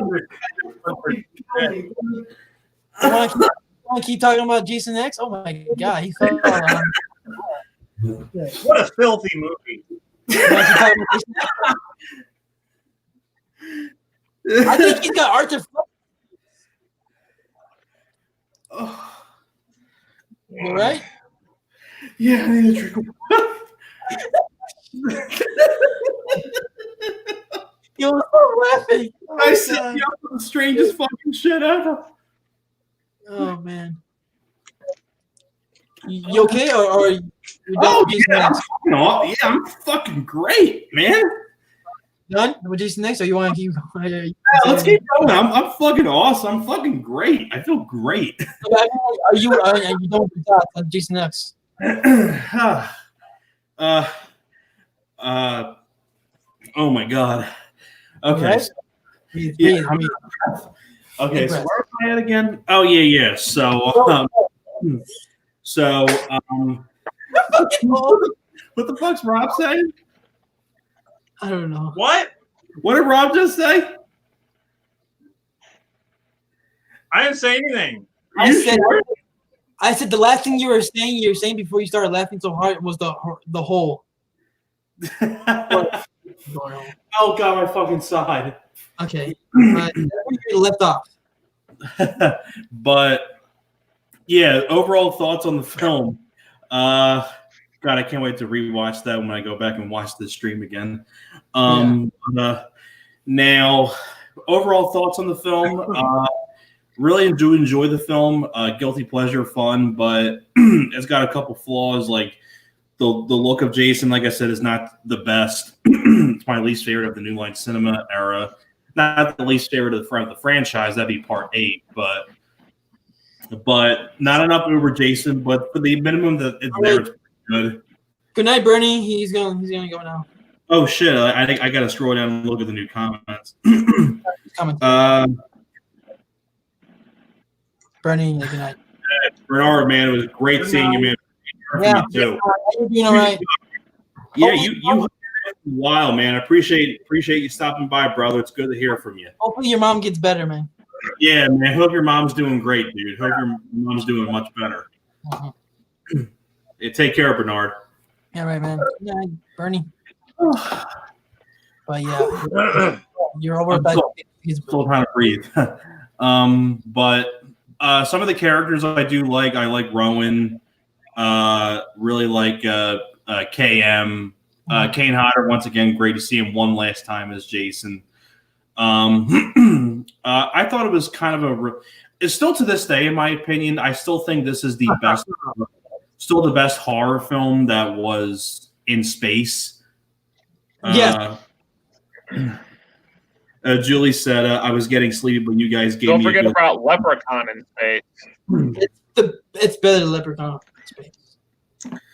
Yeah, I was going to say before I get to my point, I was going to say that Julie said she was getting sleepy, but we gave her a good laugh, so now she's wide awake. Well, I think that's all thanks to me, with me falling on the floor like that, like an asshole. So,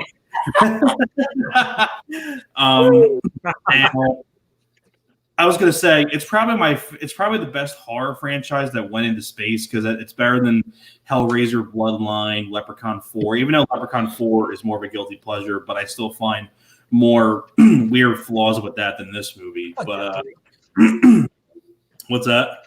I said, "Fuck that movie." And even though I do like Critters 4, I was kidding. Leprechaun 4 is terrible. I like Yeah. to be honest, I like Critters 4 in space. I like that one. Well, that one's actually, you know what? That one makes the most sense to be in space. Yeah, because they are from space. Well, they're from space. So. Exactly. They were in space in the first movie, so makes a lot of sense. But overall, fun guilty pleasure movie. I like some of the kills. Some of the effects could have been better. And I think, Harry Manfredini did the score for this as well, right? The last one he scored. Last one he did, yep. Yeah. Unfortunately, Sean S. Cunningham was an executive producer on this too. he did. Yeah. Mm-hmm. Yeah, but really good guilty pleasure movie, and also. What'd you say? It's produced by Noel Cunningham. It was produced by Noel Cunningham. I think his son. Yeah, that's his son, right?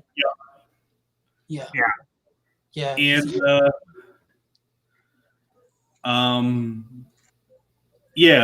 I pretty much said what I wanted to say about Jason X. It's a good guilty pleasure, and I think it's a fun movie, but it's no way by any means a perfectly done movie. But it's fun. It's guilty pleasure fun. I was gonna add. I forgot to say.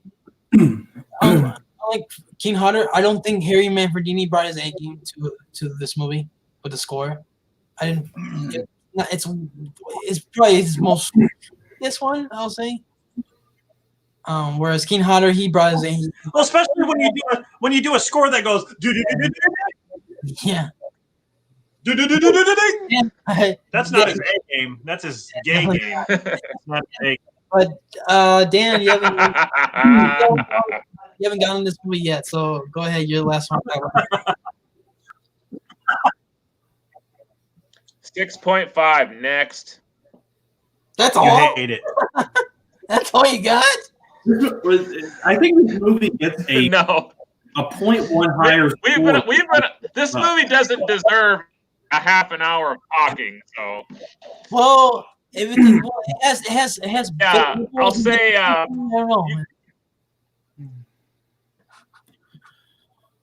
No, it's going last, you pretty much covered everything. I mean, I do remember watching it in the theater, and by the third act, Bob and I were just laughing because it was so ridiculous.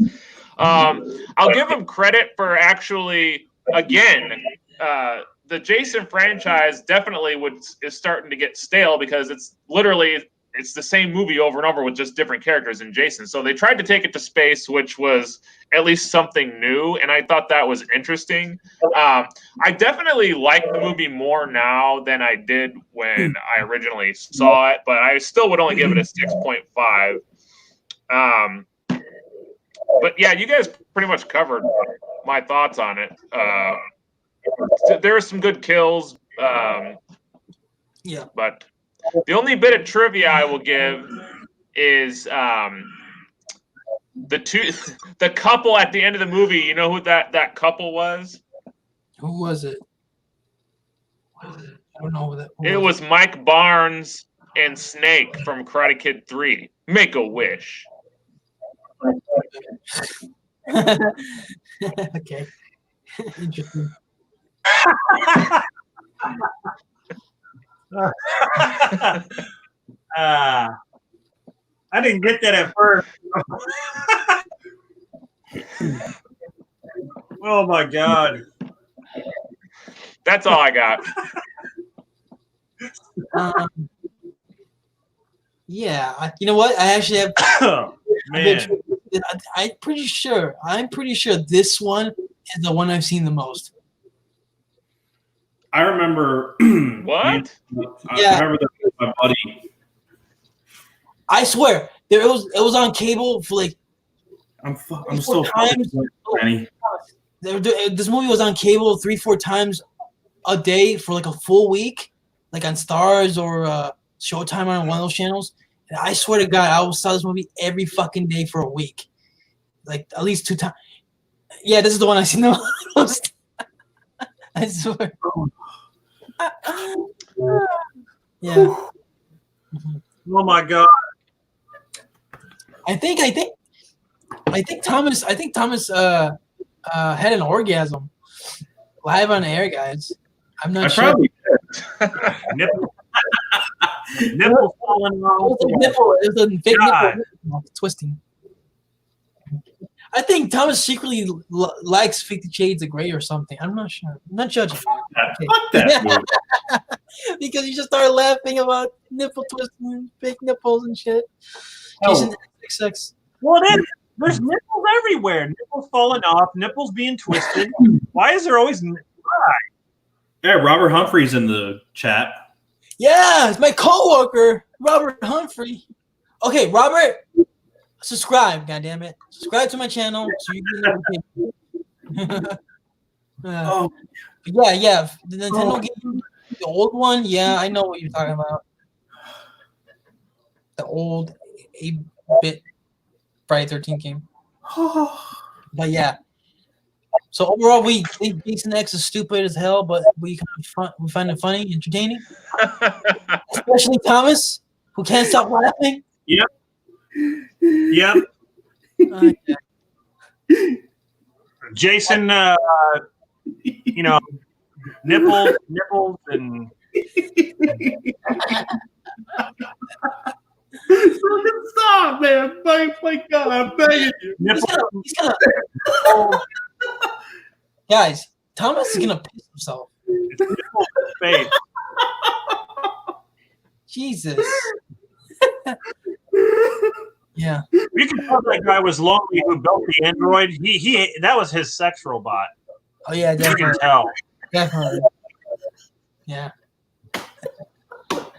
All right, but yeah, that was Jason X. It did not do well in theaters. It All right, so on to Freddy versus Jason. Jason X actually flopped. What the fuck's going on with me? But just like with some of these other horror sequels, it has, I guess, kind of a cult following. I guess you could say that. Yeah. So even though it came out and everyone hated it at the time and it flopped, a year later we got the one that people actually wanted to see. Finally, Was Freddy versus Jason. and it finally came true. They did it.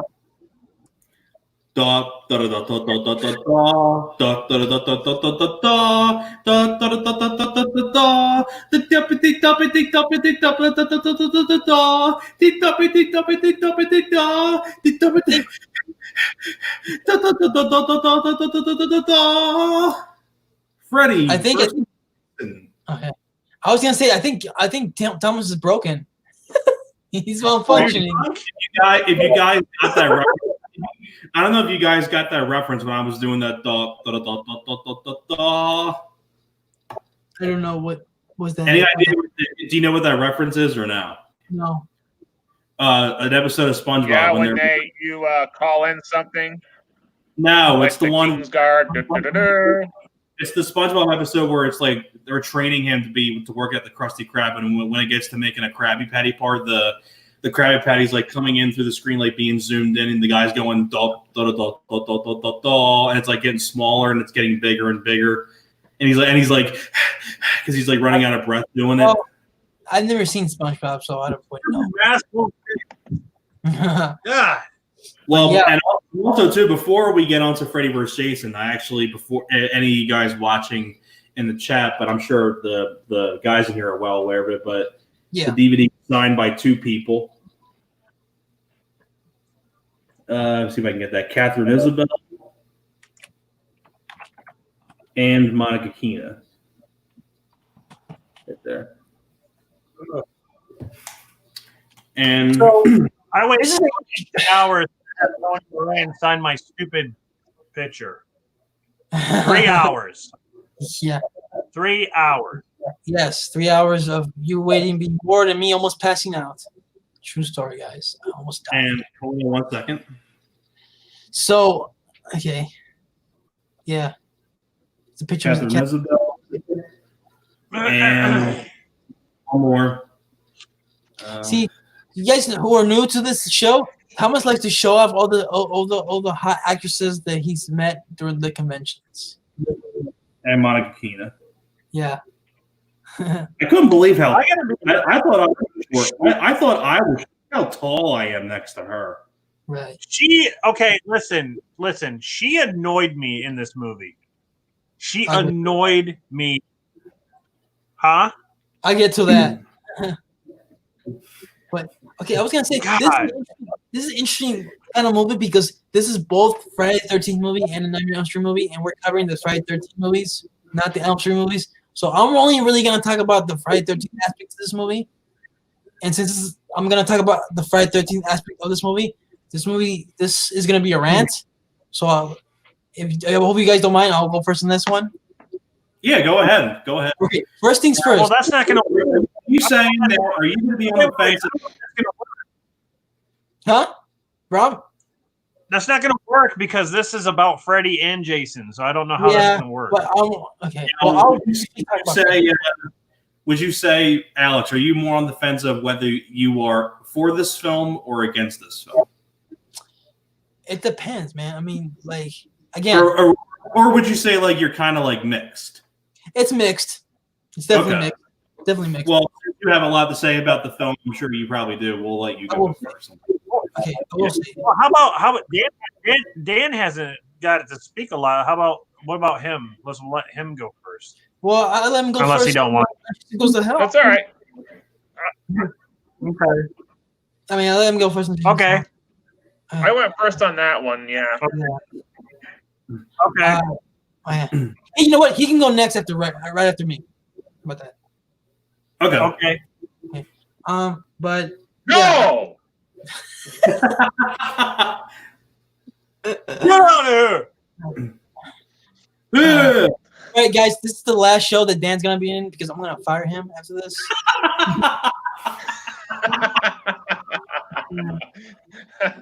But anyway, yeah. The year was 2003. I found out this movie was coming out. Super hyped for it.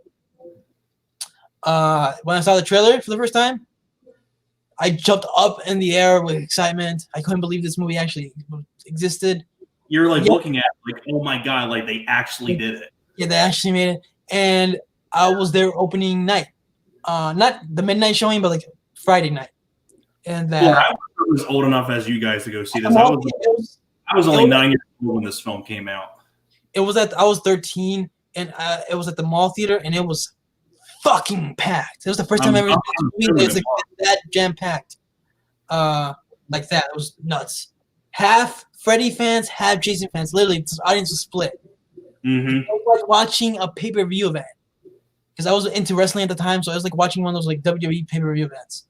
So that's what I felt like, for the most part. So obviously, the theater experience was great.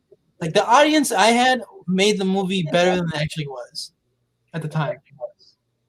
But now, with that said, watching this movie, now it's mixed. There's a lot of stuff they did with it. Ronnie Yu did that I was not a fan of. First things first. This elephant. I gotta poke it out. Elephant in the room. Kane Hodder was practically fired. Well, he wasn't hired. I was saying that they didn't want him back. Fuck you, Ronnie Yu, for that bullshit. I say it was Ronnie Yu because before he came in to direct the movie, which by the way he's never seen it, either franchise before. Now, wasn't there other directors up for this as well before Ronnie Yu? People who like were big fans of the franchise, both franchises wanted to direct, but like they wanted someone with experience. But Ronnie Yu, yes, he's had experience. But he's never been a fan of these movies. He's never seen them before. So he's like, I was like, what? But like, so they hire him. All of a sudden, Kane Hodder doesn't get called back to play Jason again. Which was a mistake. Ronnie Yu was one of the reasons why Kane Hodder didn't come back. And that goes to my one big problem I have with the movie. Not just like not having Kane Hodder in it. Ken Kirzinger as Jason, not his fault, but I don't think he did a good job. He was too slow. He's definitely probably my least favorite Jason. I know it's a silent performance, but even as a silent performance, he's felt a bit stiff at times. Mm-hmm. I really because Ronnie Yu stated that he wanted a Frankenstein Jason. But you know what? That's what he stated he wanted. You watch behind the scenes of this movie, they talk about they felt the past Jason were too Frankenstein, so they wanted to make it more like. I'm like, what are you guys talking about? Like Kane Hodder was fine. You could have brought him in. He would have done a better job. But I'll give prop to Ken Kirzinger. He does do good in some parts, in some of the kills. Some of the kills are good. Like the bed kill, that's a good one. That's a good one. And I like the part when I don't like his. Yeah, me neither. I think his like there's a lot close to his eyes. He just looks dull. Mm-hmm. I don't feel he's. I like him with the overalls. Like I don't like him with the coat. It just looked like he had a big fucking jacket on going like this. Right. It just I don't know.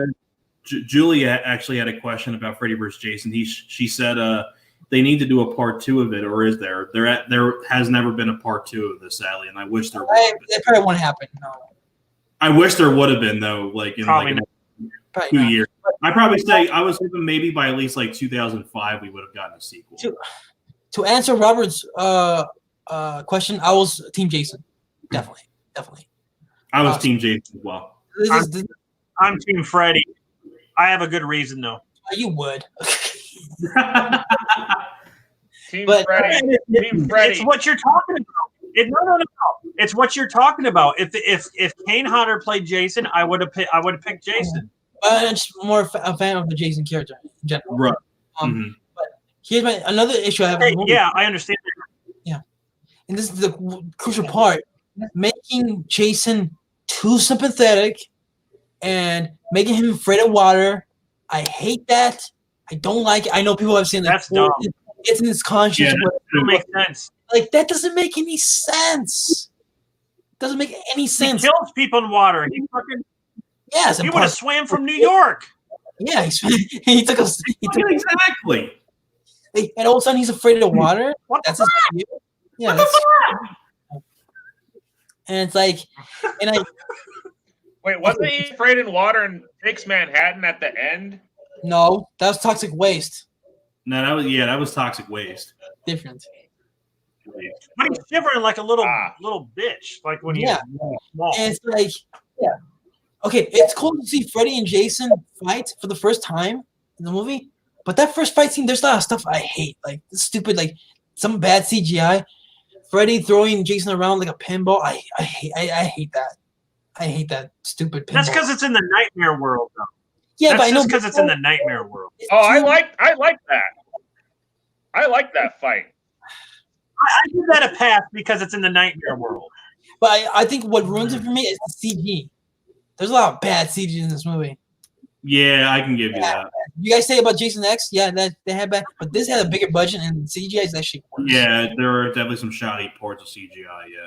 Here's the thing, though. Here's the thing. We were talking about Jason X and we were talking about Freddy versus Jason, but both of those movies were coming out around the time where movies started to take over with the CGI, and the CGI just wasn't there yet, the technology. That's why a lot of movies in like the 90s, early 2000s don't look that good with this computer graphics. Only I mean, you can say that about like the Mummy, the effects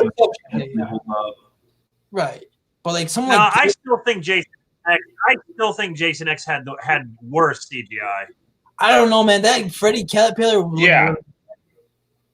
That Freddy Caterpillar looked really Yeah, bad. that was bad. But it was bad, yeah, but so was all the spaceship stuff. Okay. But like this is why practical effects are better, man. I think we all agree on that. But I'll say, okay, the second fight I still like to say it's entertaining. But there are parts in that fight still. It's like Jason swinging at Freddy, he misses. He swings and misses. He swings. There's too much of that. There's way too much of that, man. I mean, that sounds like a nitpick, but like it does bother. Like it's like they couldn't like they probably I felt like they probably thought like, oh, Jason's too powerful against Freddy in the real world, so let's make him swing and miss with the machete a lot. You know, kind of like depower him, as you guys like to say when we talk about the superhero films. That's what I felt at times when watching the fight scenes. But yeah. As for the characters, honestly, like this is probably the worst characters. This is probably the worst characters of the franchise. I'll say. I mean, I don't know if you agree or not, but like, I know I said like the characters of the worst franchise. Yeah, this one. At least for Friday 13th. Wait, you think this? Wait. You think this movie is the worst of the Jason films? No. I mean the characters. The characters. Oh. The characters are the worst. Yeah, the characters are not the greatest. No, I think most of them were pretty bad. Yeah. I'll I'll give you one of them right now, and that's Jason Ritter. Right. Yeah, I was gonna get that. Jason Ritter did a bad job acting wise. I think Jason Ritter did better than that guy who was with him. Really? His best friend. You mean? Yeah, I thought he was dumb. I cringed big time when that guy comes in the hallway. He comes into school. He's like, 1, 2, Freddy. You know why they sing that? Because that's when he comes for you. I'm just like, oh my god. Oh yeah, it's just cringy as hell, man. To me, that's more the directing and some of the writing in the movie. Whatchamacallit wasn't that great either, but she had like one funny part of the film was Kelly Rowland. She was bad. She was bad, man. Remember that one part? I can't stand her. No, I'm saying she's bad, but she had one funny part when Jason just like smacks the fuck out of her and she goes flying. Oh yeah, when she finally dies, that's great. And little Freddy does like that whole pointing behind her thing. All right. That whole part is cringy now when you watch. I mean, even at the time, you know, makes her acting debut in this movie as a background character. Who does? Ooh. Do you know who it is? Who? No. Do you know who? No. Evangeline Lilly. Oh, I heard about that. That's right. She's in the high school. Oh my god! Yeah. She's in high school in the background. Right. Yeah. Wow, such a long way from Ant-Man and the Wasp. Well, at least someone had a career after this movie. Yeah, pretty much. You know what I find this. It's kind of sad about this film. This came out, I think, August 2003. Yeah. And that it was released a month before John Ritter passed away in September. Yeah, that's true. I remember that. And his son Jason was in this movie. Yeah, he was. I don't know. Well- I still think Monica Keene. I still think she was worse than Jason Ritter. I don't, not as an actress, but I think as her character was just so annoying. Like Yeah, she kept she was. yelling and screaming at everything. Yeah. She was One of the bad. best characters in the whole movie is Freeberg. Thomas, I know you. I'm pretty sure that you agree. You met Monica Keene. I'm pretty sure she's a nice person, right? She's really nice. Yes, She's not a good actress. She's not a good. she's not really one of the I'm best. not even saying she's a bad actress. I'm saying in this movie, I think she was pretty terrible. I just think it was just the way they wrote her.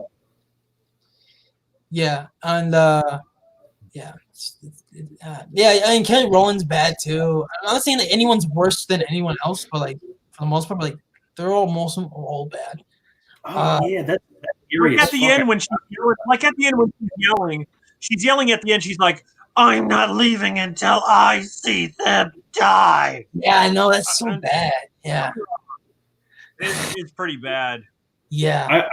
Kenny brought up an interesting comment. I find that eerie. John Ritter passed away on 9/11/2003. Did he? Yeah, September 11, 2003. I didn't even know. I didn't know that. That's crazy. That's weird. Yeah. I'll tell you what, though, one of the funniest scenes of the movie is in the cornfield.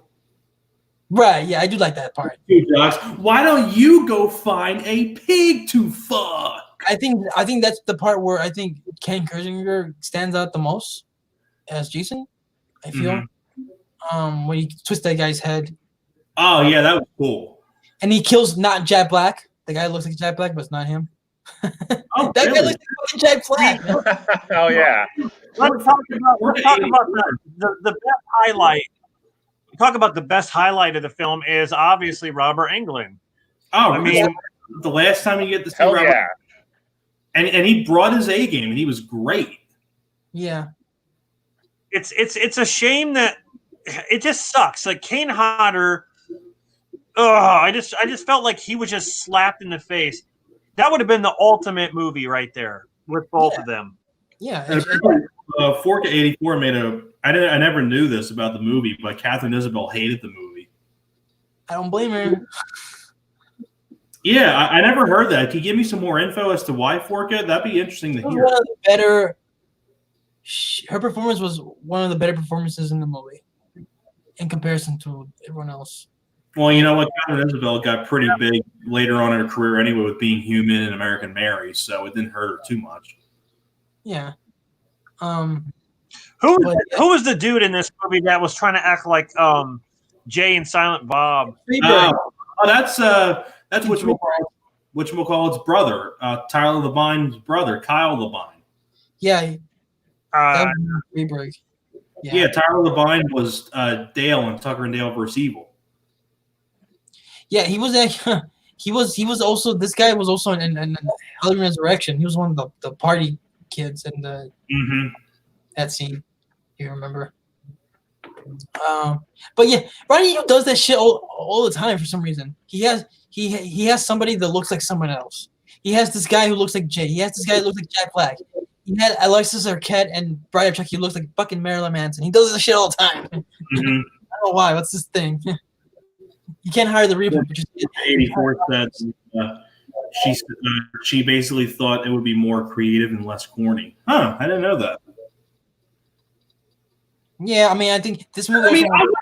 I wouldn't say the movie's corny. I mean, it's not like it's silly. Like there are parts that are, but like for example, like this is like either the dialect's cringy or the CGI is bad. Like when Freddy grabs Kelly Rowland's nose, he's like, "Got your nose!" Like that's bad. It's not Robert Englund's fault. It's just bad dialogue. Shit like that. All honesty, like when you get to the Elm Street remake, I feel like Freddy Krueger, Jackie Earle Haley was doing a mixture of Heath Ledger's Joker and Christian Bale's Batman. Right. Like especially that part when he's like, "Look at me." Yeah. But like, just to wrap up my thoughts, I don't like. It sounds like I hate the movie. I just hate what they did with some of the things with Jason for the most part. What would you say are some of your positives? Robert Englund as Freddy. He did good. He was like a mixture of like you had a little bit of jokey Freddy and a little bit of dark Freddy. You kind of had jokey, but it was like really fucked up jokes compared to jokey Freddy. Yeah, that's why. No. This is like definitely the most like molesty Freddy played by Robert Englund. Like you really kind of get the sense like okay he's a molester as well in this movie. Definitely a lot more. We got Blair J. But even though his makeup on him was like more like pizza face, always like he looks like a his skin is made out of cheese or something. But yeah, that some of the humor does work. It's not all bad. Like the whole the whole find a pig to fuck was pretty damn funny. And the whole that goalie was pissed about something. One of the cringiest parts of humor is Kelly Rowland talking about how Freddy Krueger had a Christmas sweater on. Yeah. What the fuck kind of humor is this shit? Yeah. I'm pretty sure she improvised that. So, yeah. Oh god. Well, at least you can't blame the screenwriter for that one. Yeah, but and also I do like the second fight scene is really cool, despite some of the issues with it. Yeah, I like it's really gory too. This was before Saw and Hostel. This movie kind of opened this was the one that opened the doors for more movies to come back. Yeah. It was this one. They really took advantage of that. This movie, I mean, the second fight at the end, the final fight between Freddy and Jason, how gory it is. It's more gorier than any of the later Jason films up until Part 9. Yeah, and I'll say, even though there is some bad CG, there are some practical effects that I did like that. There are practical effects. When he cuts Jason's fingers off and he's bleeding, that's cool. I like that part.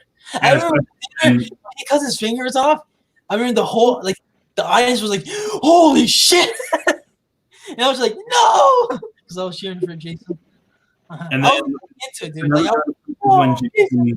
I'll tell you what, another good effect in the fight is when Freddy stuck one of his fingers in Jason's eye socket and blood starts coming out of his eye. Both his eyes.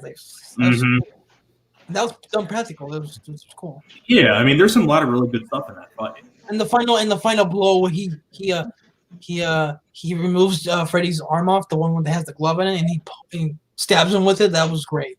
That was awesome reaction. What's weird about, like Thomas just said, Freddy stabs both Jason's eyes, and yet it shows Jason he still has eyes. I know. Afterwards, I think he stabbed him below his eyes. I don't know. Well, we don't know that. I don't know. He's stuck in the little holes. Yeah. At the end when Jason's floating on the water at Monica Keena, and then he goes under. It's like you see his eye. I'm just like, wait a minute. He should be blind as hell right now. Detail not important. But yeah, I mean, overall, it's not important. It's a mixed bag. I like some stuff on it. I hate some stuff on it. And to be honest, dude, this is because of that. Because I feel mixed on it. It's one of the lowest in my ranking of the franchise. Would you say it's lower in your ranking for both Elm Street and Friday the 13th? Only for Friday the 13th. It's not the lowest in Elm Street, to be honest with me. So you think then again, I do have to that it's a stronger Elm Street film than a Jason movie. It is more of an Elm Street film at the end of the day. Because Freddy's the main bad guy in this movie. Right. He's the puppet master. Right. Yeah. I do like, because there were so many scripts. There was fucking 50 drafts. They were some were really bad, the whole Fred Heads thing. That shit. There was even one where they went to court. Seriously, they went to fucking god. Yeah, but this one I actually like the idea of Freddy uses Jason to get people to remember Freddy. So he can get his powers back in the dream world. I actually like that idea. That actually, I thought that was cool. I think that made the most sense. Well, this takes place 3 months after Final Friday or Final Nightmare. Or Freddy's dead. In that movie, the Springwood is abandoned. So what happened there? But yet, He went to hell. hold on, but the sheriff in this movie says like we have had peace in this town for 4 years, and we want to keep it that way. Like, okay, huh? Continuity, anyone? Not with this series. Nope. But yeah, I mean, but overall, it has its good parts, it has its bad parts, but it's still better than fucking Halloween 5. I'll say that. Take that easy. I don't know if he's still watching or not. All right, I'm done. Julie said, Julie, how do they come up with the sweater? No, Alec. Yeah. What were you saying? No, Alex, I meant this takes place 3 months after Final Friday. Jason goes to hell. Oh, okay. I thought you meant Freddy's dead. No, Okay. I meant Friday, Final Friday. Okay. All right. I mean, because it literally begins like right after when we left off and Jesus goes to hell. Yeah. Yep. That's another thing. It's a bummer we didn't get to see Betsy Palmer reprise of Rose as Pamela Yeah, Wood. that was. It's not her. Yeah. I remember when I first saw it, I thought it was her. I mean, they got an actress that kind of. Yeah, she did a good job. It was a lookalike. She was okay. She wasn't bad, but she's no Betsy Palmer. You know. But yeah, I'm done. Dan, you can go. Oh yeah, I remember seeing this in the theater, and it was pretty packed. I'm pretty sure Rob and I went on opening night, but I really liked this movie. I did see it recently, and I liked it less, but I still do like it.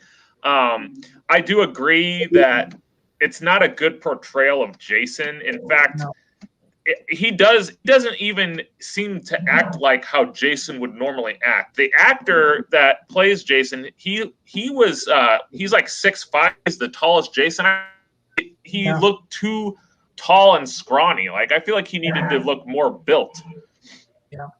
But the fact that they made him kind of like he was too sympathetic, like Alex has said. Like Jason, I wasn't really a big fan of in this movie.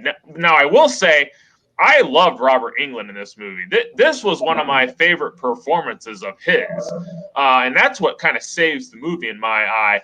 Alex made a good point. I feel like they took a good blend of like the scary Freddy and the comedic, and they found a good sound for him. Yeah. The characters, they're not very... I don't want to. They're memorable, but not in a good way because of the bad acting. I mean, I hate that line near the end when the girl's like, "Place your bets." Like, but that's not even in your the movie. bets. Like what? Yeah, but that's not even in the movie.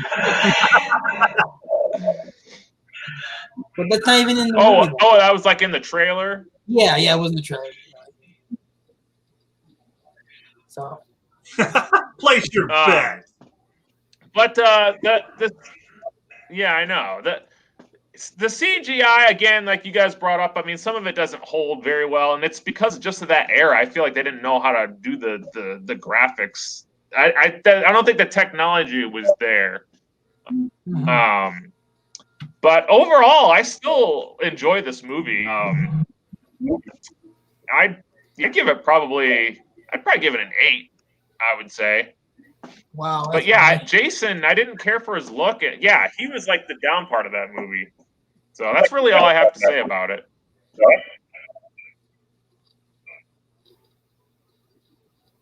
Who wants to go next? Rob, you can go next. You know what? I don't really have much.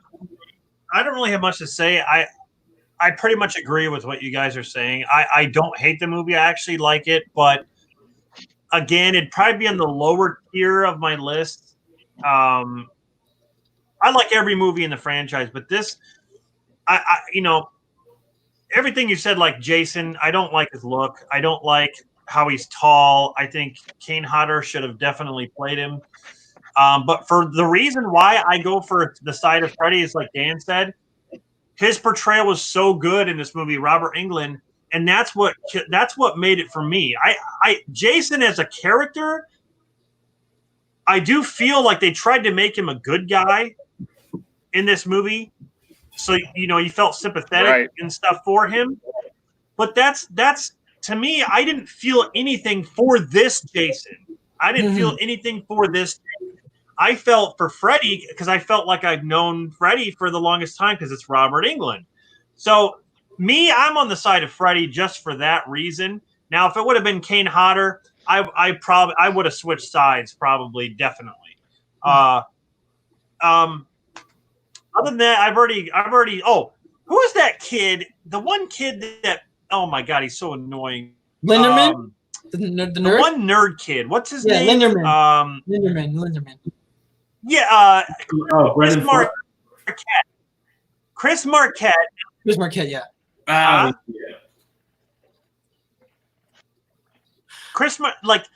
I think the first movie I saw him in, he was very, very young in the movie. I think it was The Fan with Wesley Snipes. I think he plays the kid. And, of course, he's a little grown up in this. He was just so, I don't know what it was. The part that always got me was when he dies, he's against the tree, and he tells Kelly Rowland to go get help. And then the camera focuses on his face, and he's like this. And he dies. He's like smiling when he's dead. He's like this. I'm like, what the fuck?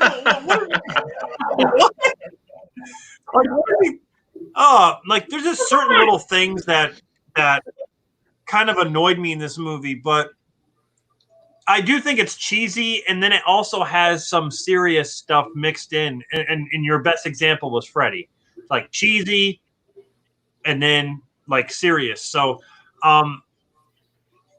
yeah, I don't know what I would. I don't even know what I would rate this movie. I'd probably give it like a 7 point. It's probably 7.5, maybe. Mm-hmm.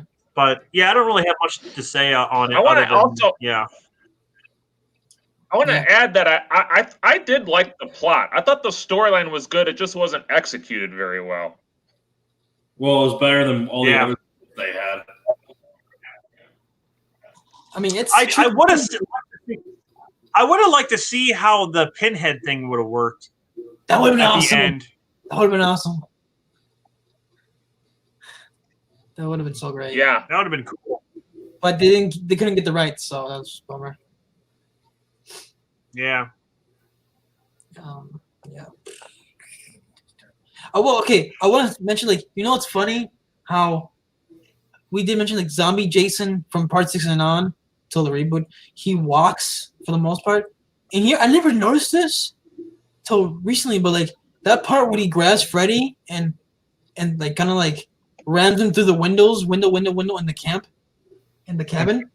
He's actually running. Yeah. I never heard of that. That's odd. Which, by the way, that's another. Yeah, you guys already mentioned it, but Jason doesn't move like Jason in this movie. He moves like a robot. Yeah, it's just like that. I don't like that. But that's why I said, it's like, almost like he teleports. It's almost like he teleports too. What is it with people? People fly in this movie so much. Like, Jason flies in the fucking air. Freddy flies in the air. When Jason hits Kelly Rowland, she flies in the air. Like, what is it with Ryan Yu's fixation with people just flying in the air like that? I don't know. I think it's hilarious when the part where they're like this, hand in hand, Freddy and Jason, that cart comes down, it knocks them both. You see them just go like this. It's like this. And like they just go like they're on tables or something. They just go. Yeah. Oh. But Thomas, you haven't gone, right? What? You haven't gone on for you haven't talked about Freddy vs. Jason yet. Yeah, I probably needed some time to recover from Jason X. But you seem to want justice for Kane Hodder, so go ahead. I think I'm good now for all that breather. I needed some time after Jason X, with holes and riding people. And nipple twisting, yeah. But yeah, you can tell justice for Kane Hodder. Yeah, I think that was one of I'll tell you what, I think Julie makes a good point here. I probably wouldn't have liked the film as much either if Robert Englund was not Freddy Krueger. Could you imagine if Robert Englund didn't come back for Freddy? Oh, yeah. Imagine that. Oh god, that would have been terrible. Yeah. Awful. That's like the one good thing I can say that Ronnie Yu did with this is getting Robert Englund back as Freddy because Freddy Krueger. Oh, what? Yeah, I can't. No, you cannot give Ronnie Yu that credit because it's a New Line film. So of course there would have, Robert Shea was still involved with Freddy characters. So of course he's gonna bring Robert Englund back. So Forka84 says his blood sugar is low. Good times. Have a good night. You too, man. All right. Thanks for watching, Forka. Yeah. Now, I got to say, so one of the biggest, overall score for me, before I get on to the actual, pros and cons, I say my score for the film, I'll get to say that first, but I probably give this movie a 7 out of 10. Damn. You guys, to me, I barely give it a 6. Barely. The positives I can give this film, I think Robert Englund's the standout star of the whole movie. I think he's the standout. I think he's great as Freddy. It's the last time you get to see him as Freddy. Brings his A game, has a great balance of the joke Freddy and the dark Freddy from the first movie, and blends it in really, really well. It's like if you take the Part 4 Freddy and the first Freddy from the original and you put it together, you kind of get this Freddy. And I like that. I like that blend of Freddy. Robert Englund knew what he was getting in for, so I like that. There are some kills in here that are really good. There are a couple kills in here that are pretty good. When Freeberg gets split in half, I like that part. I'll tell you what, too. I mean, you could have gotten Jason Mewes for that part, and no one would have even known it was even Jason Mewes. Well, he was in rehab at the time. Yeah. Yeah. But I'll say the two biggest positives I can give this film, the two big things that stand out, is Robert Englund and the end fight with the second fight between Freddy and Jason. I think the end fight is fantastic. It's very, very satisfying. They don't hold back on anything. It's not like they built this film up to the very end and then the ending's kind of half-assed. It's not a half-assed fight at all. There are a few things about it that it could have been a little bit better, but for the most part, it's a damn good fight. It's gory as hell. It's graphic. It's entertaining. It's action-packed. Bloody, and I love everything. I love the whole final ending between the two of them. I really like the shot that Alex mentioned about Jason grabbing Freddy and slamming him against the walls and running through all the windows. It's a great looking camera shot. I got to give direction credit for that one. It's a cool looking shot. But now we're getting on to some of the flaws of the film.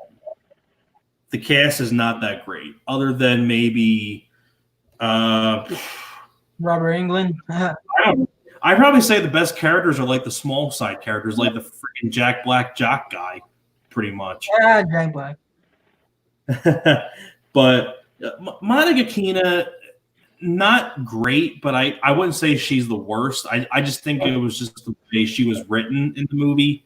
That was the weakest point. I think the the characters in this blow. They do. I hated Jason Ritter. I thought he was annoying. He's definitely not his father, John Ritter, but Chris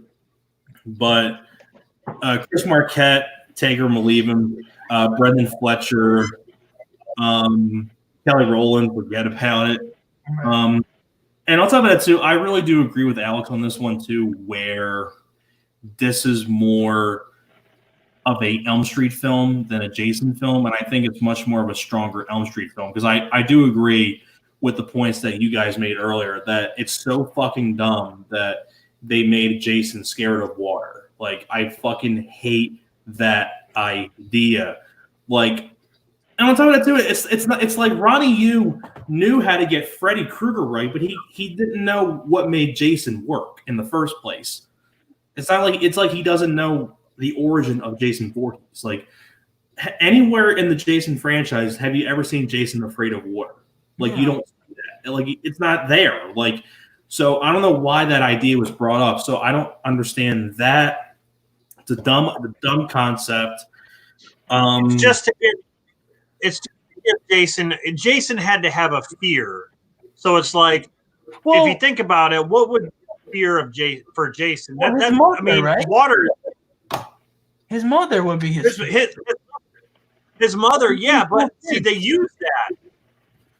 They use that. So what else are they going to use? That's why Jason's the best. I agree that the water thing is stupid. It doesn't make any sense. No, it's fucking dumb. Yeah. And Kenny, to answer your thing, Jason Ritter has gotten better as an actor. I frankly haven't seen any other film he's been in other than Freddy vs. Jason, so I don't know. So I can't really. I'm only judging Jason Ritter based on what I've seen on him so far. Funny? In interviews, Kane Hodder said that he would have fought against that plot point of being afraid of water. Like he wasn't a fan of that either. Yeah. Yeah, on top of that too, it's like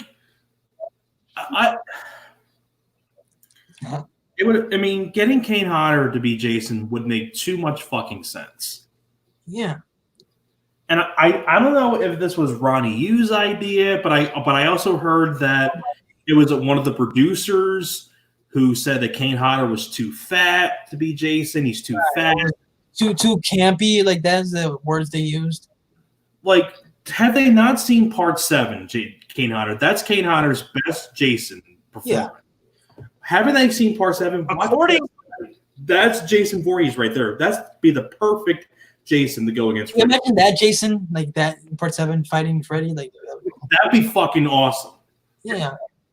If you watch the behind the scenes of Freddy vs. Jason, Ronnie Yu states that he wanted a Frankensteinish Jason who's big and intimidating but walks slow. That's exactly his words that he says. I'm not blaming Ken Kersinger. I think Ken Kersinger does fine, but it's not really his fault that he replaced Kane Hodder. It's not his fault, but Kane Hodder and Takes Manhattan probably will say differently because he threw him as the cook across the room. Yeah. I thought that was pretty damn funny. So I'm not blaming Ken Kersinger. He just was brought in to do what he had to do. So I can't really blame him. I just don't like the choice that Ronnie Yu had. Well, you know what's funny?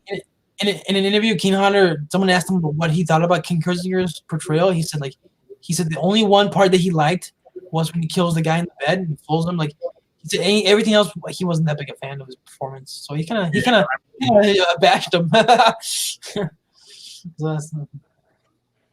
And yeah, that's what I'm saying. There are some good kills in the film, like the guy being folded like a wishbone in bed. That's cool. That's really cool.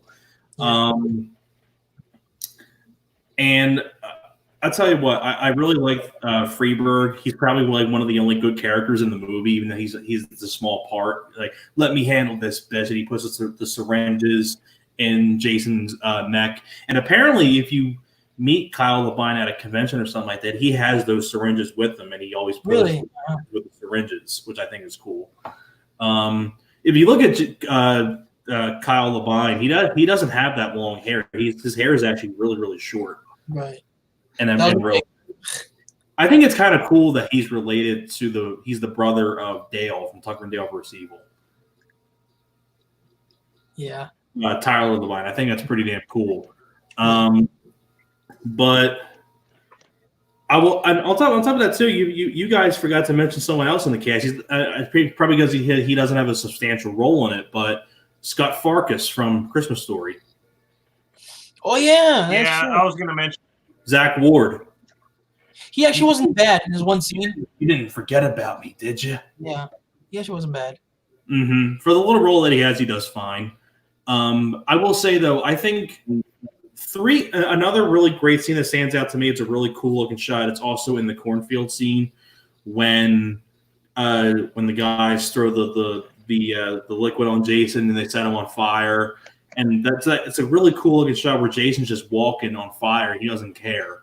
Like he's all like burning in flame, just walking through the cornfield. And the guy's head being twisted around. That was pretty cool.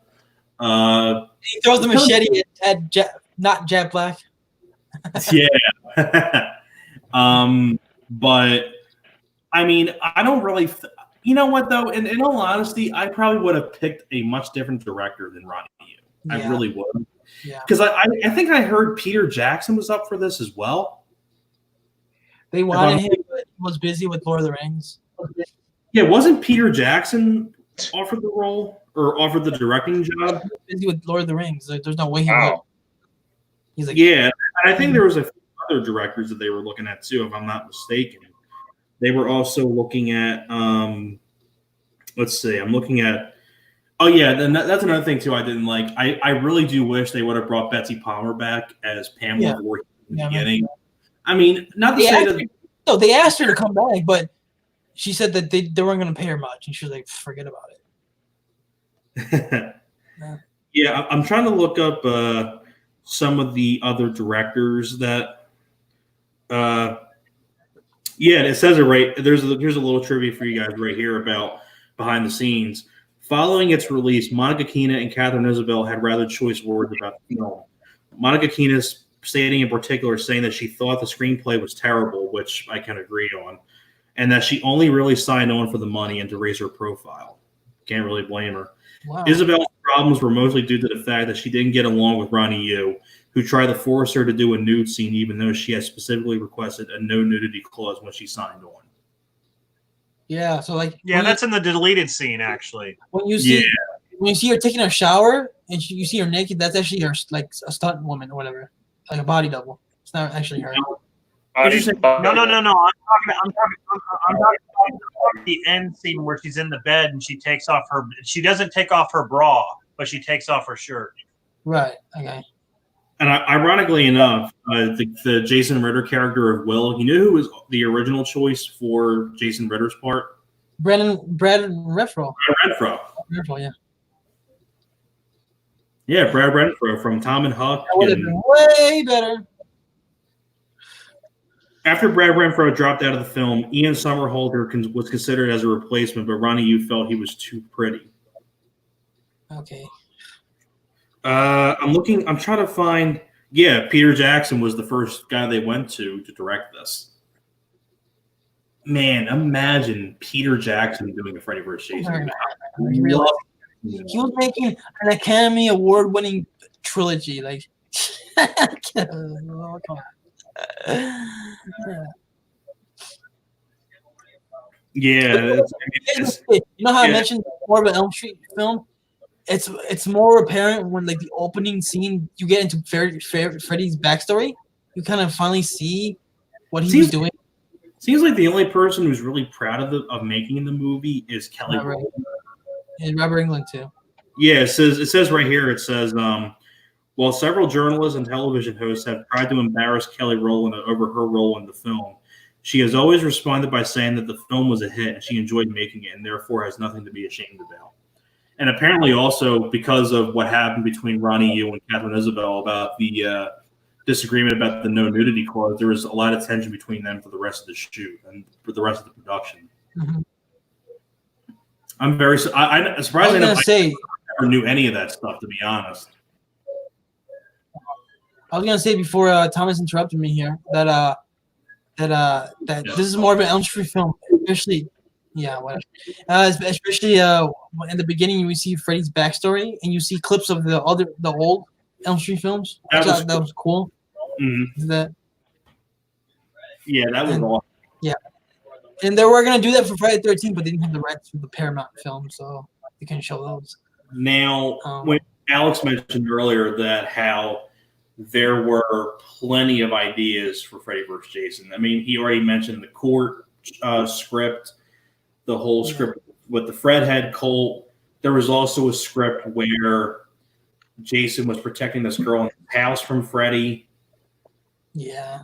Hell, there was even a fucking script where they find the Holy Grail. Yeah. Like, what the fuck drugs were you smoking when you were thinking of these ideas, man? Yeah. I mean, and then they run into Henry Jones Jr. Yeah. Henry Jones Jr. They run. You know. Let it go, Indiana.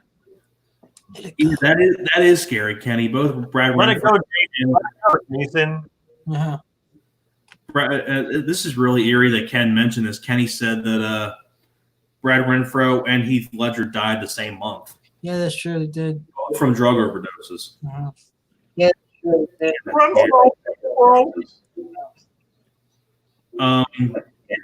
But overall, I mean, who in their right mind would think that was a good idea?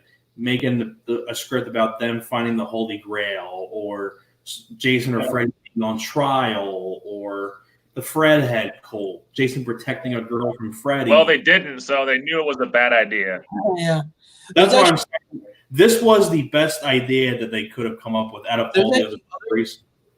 I mean, there's actually other scripts where, like, you had Alice from Elm Street 4 and 5 come back, and Tommy Jarvis come back, and they're both hunting Freddy and Jason. Like, they had scripts like that. That'd be cool. That would have been cool, but you know. There was a script with nipples. There was a script with nipples in it. Oh, yeah, definitely. Nipples. I'm gonna start giggling. Twisting nipple. You're gonna kill Thomas, man. But yeah. Freddy Sounds like we all loved Freddy, but did not like Jason. Yeah, that's what I was going to get to. I think this definitely screams more of an Elm Street film because it begins with Robert Englund's Freddy Krueger narrating the beginning of the movie when they're showing clips of older Elm Street films and things like that. It's definitely more of an Elm Street film because, you know, and I think the way with all the other scripts considered that they went for, this was the best one they came up with, where Freddy Krueger was forgotten about in Springfield, and he wants to be known again. So Springfield. Springfield, sorry. You said spring. It's Springwood. Well, Springfield, Springwood. I mean, when I think of Springfield, I think of The Simpsons. Yeah, but this is Springwood. Springfield, Illinois. Yeah. My brain's all fucking fucked up from laughing at from Jason X. Sorry. Hey, here's another thing. I'm the Springfield slasher. Chris Lake is supposed to be in New Jersey, right? Yeah. Who knows? Who knows where that is? And Springwood is in Ohio. How did Jason go from New Jersey to Ohio just walking in? He teleports. Yeah, but the characters when he hitchhiked. When the characters bring Jason back to Crystal Lake, they drive over there. They live in Springwood, but they drive over to Crystal Lake. Like, how far is Spring? Did that? What? Doesn't make any sense. What the fuck? Yeah. Did they Hey guys, did they teleport too? Did their Scooby van teleport as well? Yeah, I agree with Julie. Too many Springfields. Too many Springfields. Shut up. Nipple tweezers. But anyway, this movie ended up being a huge hit. Oh yeah. Yeah. I mean, I was going to say wrap up my overall thoughts. A lot of things could have been better. I didn't like the way that they portrayed Jason. I think the way they handled Jason in this was completely fucking stupid. It was definitely a weak Friday the 13th franchise entry, but much more of a stronger Elm Street franchise entry. Yeah. Robert, yeah, you're right. We work in Crystal Lake, man. You work in Loud Lake. Shut up. Now, getting on to but still overall, as many flaws as many flaws as there are. First off, fuck you, Ronnie Yu, and also fuck you, Ryan Johnson. Ryan Johnson had nothing to do with producer. You fucked up when you didn't get Kane Hodder back. That was completely fucking stupid. There's nothing wrong with him. Watch Part 7's Jason. Have that Jason go against Freddy, and this movie would have been fucking amazing. This movie would have been great. And also, probably get a better script for writing for characters because the characters are not the greatest. But where did he get the idea for being scared of water? Like, what is he, Rain Man? Like, honestly. Is he David Dunn? David Dunn? Huh? Yeah, he's David Dunn. David Dunn died from a puddle. He died. Fucking David Dunn from David Unbreakable. But I'm scared of water. Puddle. You should have drowned in a fucking puddle. I mean, granted, so Robert Englund, greatest Freddy Krueger, great end fight. The second fight between them, it's gory, decent kills once in a while here and there. I don't feel sorry for Jason at all in this movie. Really nice bits of humor. What was that, Rob? I said I don't feel sorry for Jason at all in this movie. No, I think he's a baby. You're mean. But yeah, because of the amount of flaws I have, the whole afraid of water and the characters and you know who would win in a fight between David Dunn and Jason Voorhees? Water would win. Waterworld. Yeah. SeaWorld. Jason 3D and SeaWorld. This movie should be called Freddy vs. Jason vs. Water. Unjasonable. Unbreakable. Yeah, fuck this movie. We're done. But I wanted to touch on one more point that I promised to talk about earlier. But overall thoughts, there's a lot of films in that. There's a lot of things in this that it could have been done better, but there are still some good things in the film. So because of the amount of flaws, I can't really get it to an 8 for me. I got to give it like a 7, just because of the flaws that I have. But I still think it's a decent movie. But I think some things of it could have been done better. But that's my thoughts on the film. Now, getting on to what I'm saying. And I was talking about Rain Man. Nothing against anything like that. I was just pointing out the scene from Rain Man. Yeah, We didn't which is mean a good movie. Yeah, we were just imitating. Yeah. Yeah, that's not. Yeah. No offense. Maybe, Yeah, I didn't say anything. I didn't say anything bad about autistic. well, maybe we shouldn't have done that. Man, I feel like No, it's fine, dude. It's whatever. It's fine. Yeah, I was just imitating a scene. I wasn't imitating autistic people. Yeah. Yeah, Dustin Hoffman was just acting. Like, Dustin Hoffman was just playing a character. Yeah. It's just that he was scary bad. It was scary bad, guys. It's okay. Yeah. Okay. Man, I feel like a fucking prick, man. I don't know if I should continue. Dude, it's okay. Kenny says it's right. It's okay. Yeah, it's scary bad. Thomas, Well, when I say the word gay, when I say the word gay, I'm not offending gay people. It's just a term. It's just a word. Yeah. Hey, BURN, guys. What happens in homes? What? Okay. Okay. At the end of the day, fuck you, right? It's from Rain Man. It's from Rain Man. God damn it! I wasn't It's been a long time. Jason. Shut. It's been a long time. It's been a long time. Talking about Freddy vs. Jason. Right. Alex. Fuck Rain Man. Right. Alex. Yeah. I wasn't done yet talking about Freddy vs. Jason. It's okay. You can finish your thoughts. Well, I'd rather have the post. How are you not done with Freddy vs. Jason, Thomas? We've been on this for like 45 minutes. Just say what you say. Go ahead and finish before we move on to the remake.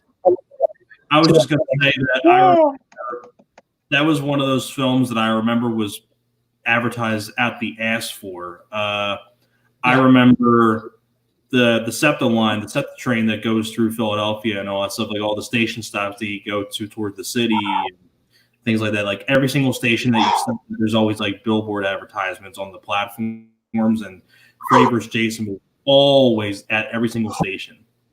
Everywhere. It was on SEPTA buses. It was on SEPTA buses. It was on boards. It was everywhere you can think of. It was everywhere you can think of. And I remember too another really funny thing too. One funny thing I thought was pretty damn hilarious was one of the station stops that I remember stopping at. and they had the billboard on the platform of Freddy vs. Jason. I remember very, very well this. Someone ripped off the Jason part of the poster and just left Freddy there. Yeah. Which is kind of like, irony, because it is more of a better Elm Street film than a Jason film. Yeah, I enjoy Rain Man as well, Kenny. That was there are just some really funny scenes in that aren't maybe supposed to be, but it's just the way it was portrayed that makes it that way. I think didn't Dustin Hoffman win Best Actor for that? He did. He did, yes. I meant to say he did. I remember like that fake boxing thing they did for Freddy vs. Jason, where they had Robert Englund and Ken Kirzinger as the characters, like the weigh-in shit, and they actually had the boxing ring announcer, like to advertise the movie in Las Vegas. And I don't know if you guys, it's on the DVD, which is pretty funny. Look, I'm going to make this clear right now. If you know me, I'm not offending anybody. It's just part of my humor. I'm not maliciously attacking anybody. I just, if something funny comes up, it just make a joke out of it. That's it. There's nothing malicious about anything. I just want to make that clear. Yeah. No, yeah. I respect all you guys the same. So. Yeah. Yeah. In my like through my eyes, I probably should have thought better and not do No, that. no, it's fine. Look, it's fine. Like, I at this point, like, it wasn't intended to be a joke against autistic people. It was intended to be a joke from that movie to what we were talking about. None of us here are ever intend to be malicious, like, in any way whatsoever. So yeah, I didn't even say autistic or anything. So yeah, I think we're I'm all done wrapping up my thoughts. I blame Ronnie. You fuck you, Ronnie. Is Dan taking a dump? I don't Is know. Dan taking a dump? I think no. Dan, take a dumpy. I just got up to stretch because I had to get up to stretch because we were talking so much about the movie, and I just also have to add that Kmart sucks. Okay. Hey Raymond, what do you think about Kmart sucks? Yeah. Hey Raymond, what do you think about Kmart? Kmart sucks. But anyway, I always found that pretty funny when he says Kmart sucks. That's pretty damn funny. he must be a bigger fan of Walmart, I guess. But anyway, How about this? Is this even though look, I had surgery last night. Look at this. Does it look good? What did Rob say? I had surgery last night. How about this? You like that? no, Look. no. Finger nipples. Yeah. But anyway, even though Freddy vs. Jason was a big hit and there was no sequel. I mean, there was a comic book sequel, Freddy vs. Ash, which they tried to make into a movie, but they couldn't get the rights to Evil Dead. So instead we got a reboot, because that was the thing at the time. Everything was getting rebooted. Whoops. Get that right. And we got the 2009 reboot. There we just go. called Friday 13, which was this one was. Hold up. This one was distributed by New Line and Paramount together. So that's when we finally got Friday 13th in the title. And this was also produced by Michael Bay, everybody's favorite fucking director, in his Platinum Dunes video. He sucks. Michael Bay, he's not that bad. He sucks. Okay, when you remove the Transformers out of the filmography, he's not so bad. Yeah. Not just Transformers, but I don't like him as a person. Oh, you met him? Yeah, he sucks as a person. Oh, you met him? How was he? Did you shake his hand? Did you punch him in the face? No, he didn't want to shake my hand. He just kept on walking gay. like a prick. He kept on walking like a prick. He's a prick. Okay. He was gay. You're still mad. You're still mad about his Ninja Turtles movies. That's what it is. Now, you want to talk about one of the nicest guys to ever meet ever at a convention? It's this guy. He didn't direct Texas Chainsaw, Robert Humphrey. He just produced it. Unless you're talking about Mark Nispel, who directed this Friday 13th reboot. He's talking about the Platinum Dunes. The Platinum Dunes is his production company. Okay. God damn it, I'm on a fucking rant. Okay, Michael Bay, he produced Friday 13th, Texas Chainsaw Massacre, and Ninja Turtles with Megan Fox. I get annoyed when people say he directed them. He did not direct them. He just produced them. It's a difference. This was his Platinum Dunes. Which I'm actually a defender of Platinum Dunes. I know a lot of people fucking hate that studio, but I don't think they're bad. I love Texas Chainsaw Massacre remake. I love the only remake they did. The movies they make are great. The only remake that I did not like that they did was the Elm Street remake. That's really it. Oh, Kenny! Before we continue on, Kenny said that he's sorry for what he said. He took it too far. No, it's all good, man. No. I mean, just drop it, dude. It's all over. You don't have to apologize, man. I didn't. Like I said, I didn't reference anybody in real life. Actually, a little trivia about myself, Kenny. If you're listening, autism kind of hits home to me because I have a cousin who does have Asperger's. Mm-hmm. And I love him to death. He's like a brother to me. He's a brother to me. Mm-hmm. Love the guy to death. Yeah. I would do anything for my cousin. Just to be clear, I don't like the Ninja Turtle movies, so you can suck it. I love the original Ninja Turtles. Oh, yeah, especially Ninja Turtles. No, I'm talking about the ones with Michael Bay. The first two Ninja Turtles from the 90s are the best ones. Well, the first one. I agree. The first one. I agree. First two are the best ones. No, not the second. Just the first one. The second one has some good stuff. Yeah, whatever. Anyway, okay. This one, Friday 13th, 2009, I did not see in theaters because there was a little remake that came out before this, directed by our favorite director, Robert Zombie. And then now I didn't want to see another horror remake. I'm sorry. I don't like to see a white trash Michael Myers. I'm sorry. Right. That's why I didn't see this one in theaters. Because I was still bitter. I was still pissed off about that one. Surprisingly enough, about Rob Zombie's Halloween, I remember seeing on-demand previews of that over my aunt's house on demand. But who wants to go first in this one? Well, I haven't gone first yet, so I guess I'll go first with this one because Dan went first with Jason Goes to Hell. I think Rob went first for Jason X, and I think you went first. Yeah. He's trying to go first. Go ahead. I guess I'll go first on this one. This is the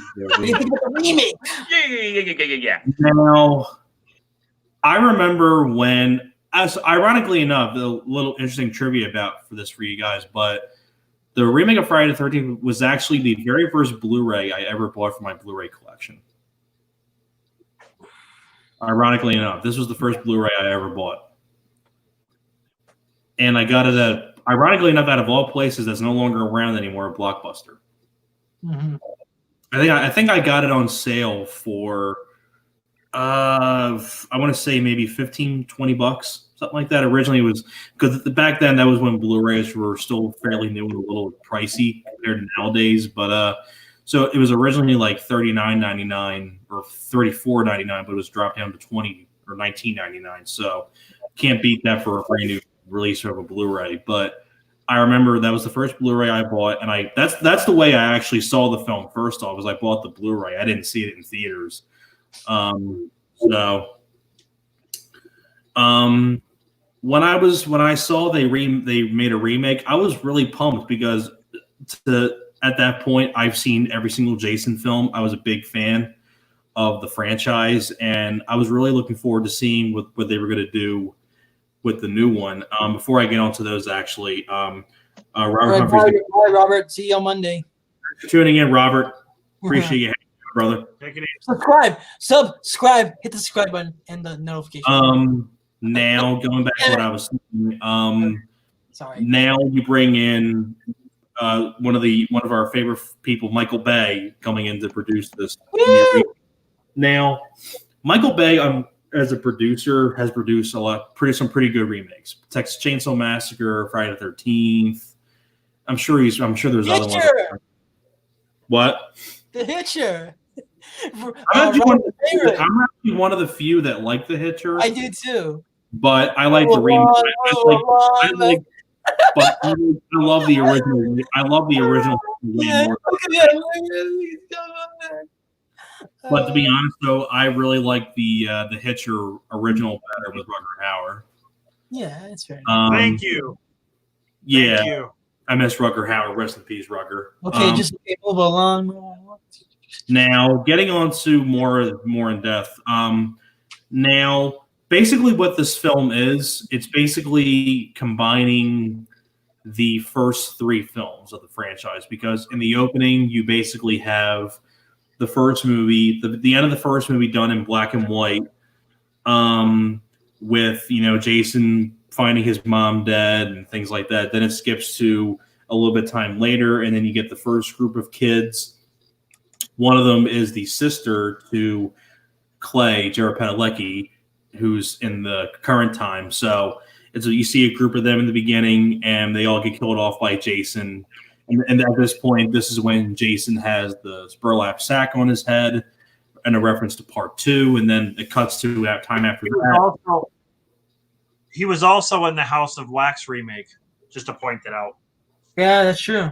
Who's that? Jared Padalecki. Oh, yeah. Jason, oh, yeah, I love that movie. Underrated as hell remake. Get a lot of shit. I don't know why, but the best part about the movie was when Paris Hilton died. That was fucking awesome. Other than that, when she gets the pipe through her, that's pretty damn good. Great. Now, and then when you get to the current time, you have Clay, Jared Padalecki, who's trying to find his sister Whitney, who went missing from the first group of kids. And then, of course, you get introduced to the other characters. You have Daniel Panabaker as Jenna, Travis Van Winkle. You have Aaron Yu as Chewie. I'll tell you what, fucking Travis Van Winkle. This is like one of the Travis Van Winkle. I tell you what, ironically enough, this is one of those guys that is like one of those easily guys to punch in the face. You just want to punch in the face so bad because he does it so well. And ironically enough, what I thought was really funny is his character name in this is the same character name that he had in Transformers. It's the same character. That's what I was going to say. I was just going to say that. It's the same universe, dude. Oh, Julie was. I'm going to ask Julie the question here. She was annoying. We're referencing who? Is it one of the actresses in the remake? I don't know what you're talking about. I don't know, but. I don't. I'm sure she'll say it in the chat, but I like. I tell you what, though, I say my favorite of the characters for me. I love Jared Padalecki as Clay. I think he does a really good job. I felt sorry for him trying to find his sister. Finds a little bit of an ally in Jenna, Daniel Panabaker. I like that. And I tell you what, too, Derek Mears. Fantastic as Jason, really great Jason. I love Derek Mears as Jason. I love how Marcus Nispel didn't fuck around with the Jason character. I like that too. I love that he didn't fuck around with the character of Jason. It's not like what the director did in Halloween 5, where he made Michael Myers cry, or like Rob Zombie made Michael Myers white trash. Like, at least like Marcus Nispel. Or Afraid of Water. Right, exactly. They didn't do any stupid shit like that. And, I like the way that they kind of made Jason more human and more smart, where Jason kind of has like this underground lair where he's keeping Whitney a hostage because she looks like a younger version of his mom. And I like how, like, when people are going through the woods, like they set up like these little traps And then like rings the bell, and he knows that like someone's trespassing. He goes out of there and kills him and things like that. So that way he knows that someone's there. So I like how they made Jason like that. Like that's how you do something different with the character the right way. Like they didn't make him cry. They didn't make him like trash. They didn't make him afraid of water. Like they didn't do any stupid shit like that. And I got to give credit to Marcus Nispel for addressing that situation. I like how he did something different with Jason, and I really like that. Kill wise, ironically enough, it was kind of funny. One of the kills, I think I mentioned this before on the previous episode of the stream we did, where the cop getting stabbed through the door, which was kind of like the cop in Friday the 13th Part 2 or things like that. It's kind of very similar in a way. The eyeball, Rick's eyeball. Yeah, exactly. Oh, Kenny says she said the remake. You think it's okay?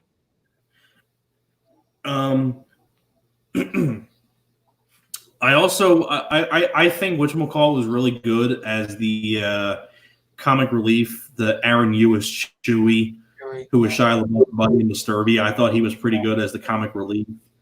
I like how the scene where he's like dicking around in the tool shed and he breaks the light with the hockey stick and things like that.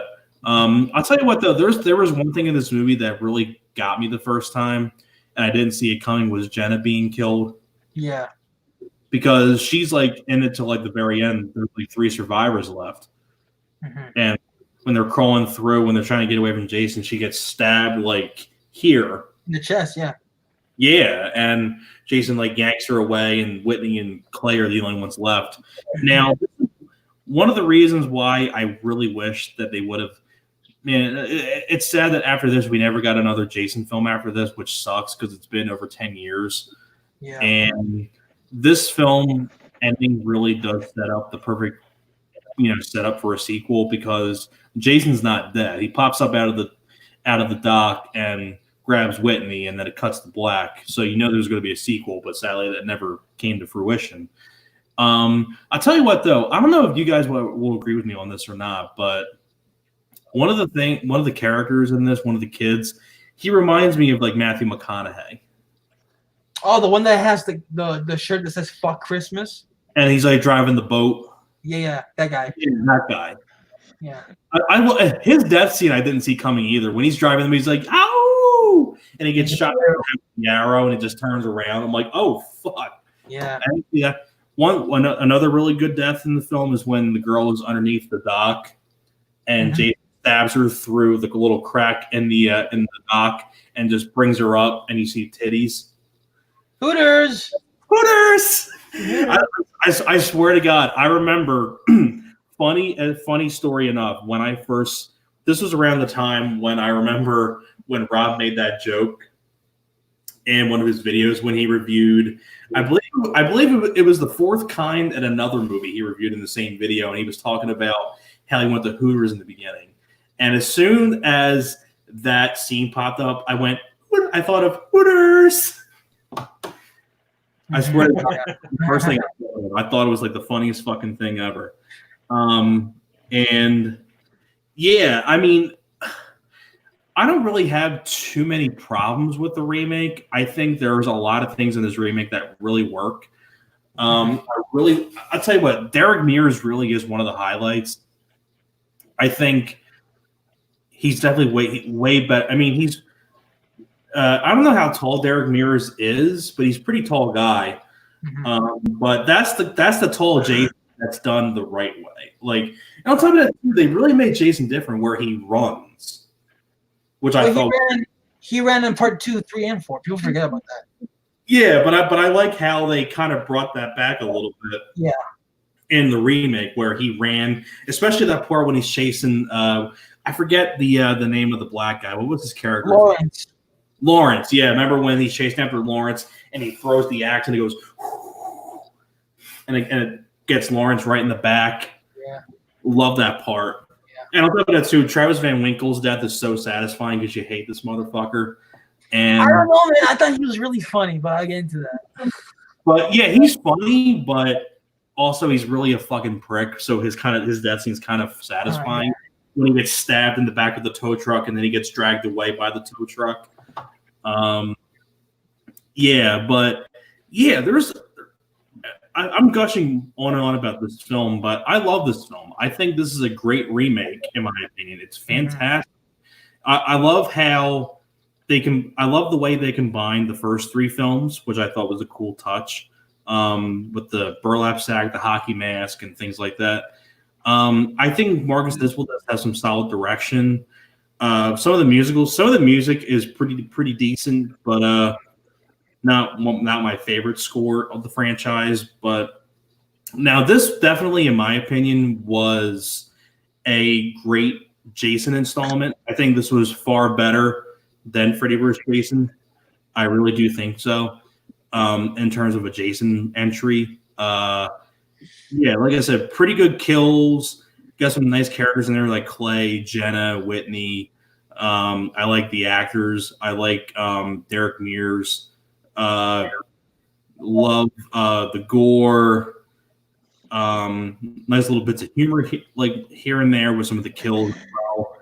And overall, this was just a really great remake. And overall, I think this is a great installment. I definitely give this a thumbs up. It's probably I'd probably say this is my favorite of the New Line Cinema Jasons. Yeah. I think it's my favorite of the New Line Cinema films. So, final overall score, I probably give it a 9 out of 10. Damn, that's really high. Maybe 8.5, probably. Okay. Either way, it's fine. Yeah. Dan, you can go next. I agree with a lot of what Thomas said. I love this movie, if you want me to be perfectly honest. I love what they did with everything in this film. I thought Jason's portrayal, like the route they went, where he was kind of like a off the grid kind of hunter type guy, like I thought that was great. And like how he had like the underground tunnels, like it's almost like he was one of those guys that, you know, like he, just as an example, like people that hate the world and they go off solitude and they like make their home a war zone to protect them from outsiders. Like, I just thought that was great. And something that I want to point out, few movies use this tactic, but usually when they do, it works. And a perfect example is the Dawn of the Dead remake. But I love how in this movie they have this whole first act before the credits. Right. And it's one of those things where sudden it's when he kills all those people at the beginning, all of a sudden it's like Friday the 13th, and you're just like, whoa, like you didn't even you were like so into it that you didn't realize that the credits hadn't even rolled yet. Mm-hmm. But the whole opening sequence, I was drawn in. I was sucked in immediately, and like they did a different take on Jason that was scary. Like the fact that he was able to like move real quick. I mean, it was like move quick, and they made him human again. And I like that I like that they took away the supernatural element, and that does work for like the old Friday the 13th movies, and I do like that in the old Friday the 13th movies. But it made it more realistic in this movie. You know, he's like using a bow and arrow. I thought the kills were good. I thought the humor, the fit in the situations it did, and yeah, I mean, like the characters, you kind of hated some of them, but I feel like they did a good job. I think they portrayed the characters how they wanted them to be portrayed. But yeah, I thought the kills were really good. I liked it. I liked the effects. I can't think of anything that I thought. I can't think of anything that I was like, oh, that was like CGI. Like, I feel like it was a lot of practical effects. Maybe I'm wrong on that. I also like, I agree with Thomas in that they combined like part 1, 2, and 3. And that was good to get Jason kind of to, you know, the hockey mask stage, but also showing, you know, the other stuff before that.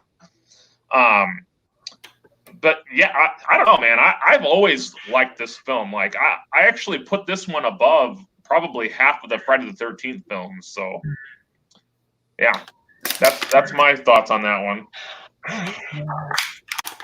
Rob, you can go next. I'm probably going to be the only one that Julie, doesn't like. Doesn't guys, but I better call it or I won't be able to get up in the morning. Bye for now. So, hey, Julie, thanks a lot for tuning in. Thanks for watching. Julie, we appreciate you hanging in as far as you did. That's fantastic. Thank you very much for watching. Thanks a lot. We appreciate it. Good night. All right. Rob. All right, Rob, you can continue. I'm probably going to be the only one who kind of disagrees. Here's the thing, like, I do like this movie. I don't love it. I think it's fine. I think it's good at most. My problem is I feel like this movie's kind of rushed. I did watch it recently again, and I still think the whole beginning is just way too convoluted. I think going from cutting his mother's head off, Jason shows up, and then then he's grown up, he has the sack on his head, and then kills those group of kids, and then then he shows up and with these other group of kids. What? I guess you kind of felt like a little whiplash going on. Right. Kind of like everything was happening like too fast, like a little too fast. I would have preferred it like this. I would have preferred it if they would have just, okay, she kills her mother or kills his mother. That's fine. And my favorite part of this movie is the beginning, actually, when he has the sack on his head and he kills those first group of kids. That is my favorite part of the movie. Mm-hmm. When he gets the hockey mask, I kind of just like, Like, I felt like it's something we've seen before. And I felt like with the sack on his head, there was something mysterious about it. Like when he was so aggressive on that part, when he's coming at them, he swings the machete at his head, and then grabs the girl in the sleeping bag and hangs her above the fire so she starts to burn. Like that stuff was That stuff was fantastic. To me, it's like I felt like we were going from one phase to another phase, and then all in one movie, and I felt like there was just too much. I felt now I will agree that Derek Mears did a good job. However, I liked his look better with the sack on his head more than I did with the mask. I don't know. He had like the jacket thing. I don't know about that look. It kind of reminded me of Freddy versus Jason a little bit. And on top of that, not that terrible. Derek Mears did have a little bit of hair. Like but that's not a big deal. That's not a big deal. I would have liked this movie if they would have just kept the sackcloth on his head. Then at the end, he gets the mask like right at the end, and then that will set you up for a sequel. Yeah, I think that would have been better. That's just my opinion. But I can see where you're coming from. But in all honesty, though, I don't really think the general public would be satisfied with the stack because I think more people are more used to the Jason Hawkins. I get that. But I can definitely see. I get that. But I like how you explain that, though, Rob. I really like how you explain how the hockey mask gets set up for another film. Rob, your idea will work for we're going to talk about that will actually work for me and Thomas and but I think like Thomas said, the general audience wouldn't go for that. Sadly, it's kind of like well, my thing is if this is an origin story, I feel like you should take your time with it. I don't feel like you should just rush to the map. I think if you work to it, make the audience want Jason again. Make them want to know his story. Make them want to know that stuff. Then at the end, present, okay, he gets the iconic hockey mask, and now we're ready to go. Like, I felt like that would have been, I don't know, I felt like that would have been better paced that way. But I do agree with you guys that the kills were good, and I do agree that the characters were fun. They were entertaining. All that was fine. I do like the underground tunnels. I think that was a fantastic way to explain how Jason gets from one end to the other. How does he get from one end to the other so quickly? Well, he's got underground. That's a very smart move. But yeah, I felt like there was just too many. There's too many characters. And I felt like just the pacing. That's just my problem with it. But that's not. I'm not saying it's bad. I'm not saying it's a bad movie at all. Do I consider it to be in my top 5 remake? No, I definitely like Hills Have Eyes, Texas Chainsaw. Yeah, like more than this. Ironically, it's kind of funny is how like two of the smaller side characters in the film when Clay goes to visit the older lady at the house, right? Yeah. That she really reminds me of the older lady in Texas Chainsaw Massacre. Yeah. And also too the tow truck driver guy, like you see the tow truck driver, he has like glasses on. He kind of seems like a guy that would be in Texas Chainsaw Massacre. Yeah, he looks like the guy in the wheelchair. Exactly. And ironically enough, Platinum Dune's Michael Bay. So same director, Marcus Nispo. Yeah.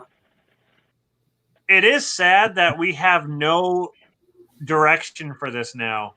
It's just a movie that is just going nowhere. Right. Thing. It's its own movie. Yeah. Does anybody know why this didn't get a sequel? Because it made like $90 million on a $19 budget. Why didn't they make a sequel? Yeah, this movie cost $19. $19 million. He said $19. $19 million. He meant $19 million. You know what? I actually have an answer for that. Why? The producers actually talked about this when the sequel was scrapped. They said that since it was both New Line and Paramount, they both got half of the grosses. So they didn't make as much profit as they usually one studio would get. Plus, they couldn't really agree on a script for a sequel. So they decided, and also when this movie came out, it was around a year after, wasn't the same year Paranormal Activity came out? Yeah, this was. I gotta go to the bathroom. Just keep going. I gotta go to the bathroom real quick. I'll be back. All right. Let's get to you. So Paranormal Activity came out right after, and that's what those are the kind of horror movie studios wanted to do, more found footage, low budget films. Mm-hmm. So that's another reason why. Paranormal Activity got more of the buzz. Yeah, I mean that's sadly enough. I don't think it deserved it. I think Paranormal Activity sucks. I know, yeah. I think it's one of the most overrated horror. I agree. I think one of the overrated horror films, and I don't understand why it got so popular. I found it really boring, and I don't understand how it spawned a franchise either. But yeah, like that. Those are the one reasons why there was never a sequel to this movie. Now there wasn't more movies like another reboot or sequel to the original, because it kept changing. It changed to Paramount again, and then they didn't do anything, and then they changed. Now it's back to New Line, and then now you have the Victor Miller, Sean S. Cunningham legal battle going on. That's another reason why we still haven't gotten a movie yet. So it's been a mess. They really should have. When Paramount got the rights back for 5 years, they really should have done a movie. We could have gotten 3 or 4 movies in between time from this and now, really. But right, he dropped the ball on that. But since Robert had to go to the bathroom, I guess I'll go about this movie. Unless you have more. I'm done. Okay, I'm done. Just explaining why there wasn't a sequel to this. I know it's a lot of it's not like it's a lot of rights. Studio shit, mumbo jumbo. Yeah, I don't hate this movie. I don't hate it at all. I think it's good at its best for me. So. Right. Okay. Well, this is a movie that since I didn't see it in theaters, I had no expectations for it. I didnn't see it until months after it came out on DVD. I rewatched all the Friday 13 movies because it had been a while since I seen them. And when I got to this one, I had no expectation. I was like, I don't know if it's gonna be good or terrible or whatever. And when I saw it, I was like completely surprised how good it was. Like I was like that impressed with it. Like wow. Like first, why the fuck didn't I see this in theaters? Second, like this movie got hate. I'm like, what? People again, fans. These are fans. I'm not talking about critics. Critics don't like any of the movies, but like fans of the franchise said this one sucked and this one like fucked up Jason. All that. Like, are you guys smoking the weed that is in this movie? The fucking weed that they find. I don't know what drugs you're on, but like, dude, this is like like a greatest hits kind of thing. Like they brought Jason back to Camp Crystal Lake. They did. They had like teenagers like partying, having sex. We had a lot of nudity in this movie, just like in the old ones. Jason killing people left and right. He's running. And it's like, I mean, that's not Friday the 13th movie at the end of the day. I mean, that's it. It brought Jason back to his roots that we saw in the 80s with some of the first sequels. So that was cool. I like the baghead look in this one. I agree with. Okay, I'll talk about the flaws really quickly. I agree with Rob. Some of the start, it was rushed. But for me, it was the whole Pamela Voorhees thing. I thought that was just rushed. Like you could have done more with that. I felt like that could have been an entire first act, and then you go to Jason. You know, I just felt kind of a disservice for that character. Another flaw I had with the movie was a little too much shaky cam at times. Like it's not crazy, but there are times where it's like too much. It's like at the time a lot of horror movies did that show shaking cam thing.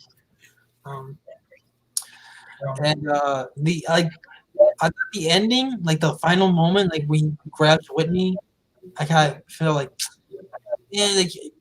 like it shouldn't have ended like that. It should have ended with like just like the originals. Like when Jason pops up and you think he's alive, oh, it's actually a dream. You could have done that. And so that's how the movie ends. Like boom, like that. There's no wake up. Oh my god, it's a dream. Nothing like that. So that was like that's a bigger flaw for me since there was no sequel. Other than that, I like the characters. Way better than the characters of Jason. Way. And you know what's funny? This is the same writers as Freddy vs. Jason. You guys didn't know that. They probably learned their lesson a little bit. That and wow. And yeah, I did not know that. No running you. So that was the reason why. Thank God for that. Oh, in all honesty, I think Marcus Nispel should. No, we know he had Texas Chainsaw Massacre. Yeah, he already had two. Yeah. And I like I said, I like the characters. The kill's really good. You know, like the sleeping bag kill with the fire. I was like, that first time I saw it, I was like, holy shit, Jason's a fucking savage. Like crazy. Jesus. And like the whole like opening was great. And I like the kill, like where he kills Chewie with the. It's not a corkscrew. It's like what the fuck is that? Like a Screwdriver. Screwdriver, yeah. Screwdriver. Oh, screwdriver, yeah. He slowly kills him. He goes through his like right here and gushing blood through his mouth. That was really good. And I know a lot of people hate the Trent character. Yeah, he's a douchebag, but dude, he plays it so well. He's so fucking funny. He's really good at it. And you know what though? Yeah, he's a jerk, but like, yeah, but he also wasn't that. I don't think he was as big as jerk as like. Who do I compare him to? Like, fucking like people like in characters like in Halloween Resurrection or shit like that. You know what I mean? Who are like completely unlikable. Like he's a jerk. Like, he wasn't as bad as Melissa. He wasn't as bad as Melissa from Part 7. Yeah, I agree. Where she had like no humanity whatsoever. Here, like that one part where he has the argument with Clay, and then Jenna leaves with Clay. Like he doesn't like cheat on her like right away. He actually is worried about her. He's waiting for her, and by nighttime, he's still waiting for her. Fuck someone later. I know, but he doesn't do it right away. That's the thing. but he still does. Though. Well, if she took me into that room, I'd go too. Yeah, but I mean, yeah. Like, I mean, look at her tits. Look at her tits. They're just stupendous. Perfect nipple placement. Talk about nipples again. That's probably like the funniest sex scene the whole time, man. Everything he says, like he's like, even there's even one part he says, "Your tits are so fucking juicy, dude." I like when he's like, I got about 8 seconds and I'm going. Yeah. Which a lot of people had a problem with, like, oh, there's too much sex. Like, have you guys even seen the Friday 13th movie? That's one of the parts about it in the 80s. Jason Goes to Hell had one of the longest sex scenes. Look, when they're in that tent, oh my god, it goes on forever. Yeah. This one, like, even more, but like, I didn't have a problem with it. Like, yeah, they had some funny dialogue to it too. And Derek Mears, he's probably my second favorite Jason, behind Keen Hodder. Yeah, I agree. Like I said, I love them all except for Ken Kessinger. But like, he's probably my second favorite. I probably say my top 5 Jasons are Kane Hodder, Derek Mears, Steve Miner, Ted White, and C.J. Graham. Yeah. They'd be top 5. It's hard to rank them after the first two, but like, yeah. This is just my opinion. I think this Jason is the best written Jason. Like, I like this take more than any other takes of Jason. I like the whole hunter aspect. I like how he sets traps. I like the underground tunnels, which I thought was great. And I like how, like, you have some Easter eggs, like in the underground tunnel. You see, like, he was like Rambo. Yeah, I was gonna say that. He's Rambo, but evil. You have like the fucking the Crazy Ralph's bicycle in the underground tunnel. Mm-hmm. You have like the wheelchair from that guy Mark in part 2. That's there, and a bunch of other random stuff, which I thought was pretty funny. Which, like, in a way, this could have been a sequel, like in between sequel of some of the other ones in the 80s, but like it's a reboot, so. But yeah, and this One thing I didn't like. One thing I didn't like, I will say, is the soundtrack. I thought this sounded just like, if you could compare them. Yeah. This music sounds just like the Nightmare on Elm Street remake. Exactly. A little bit. Like it. It's the same composer. No. I know, but which I felt. Yeah. I've only seen that movie once, and I'm trying to forget it. It's like.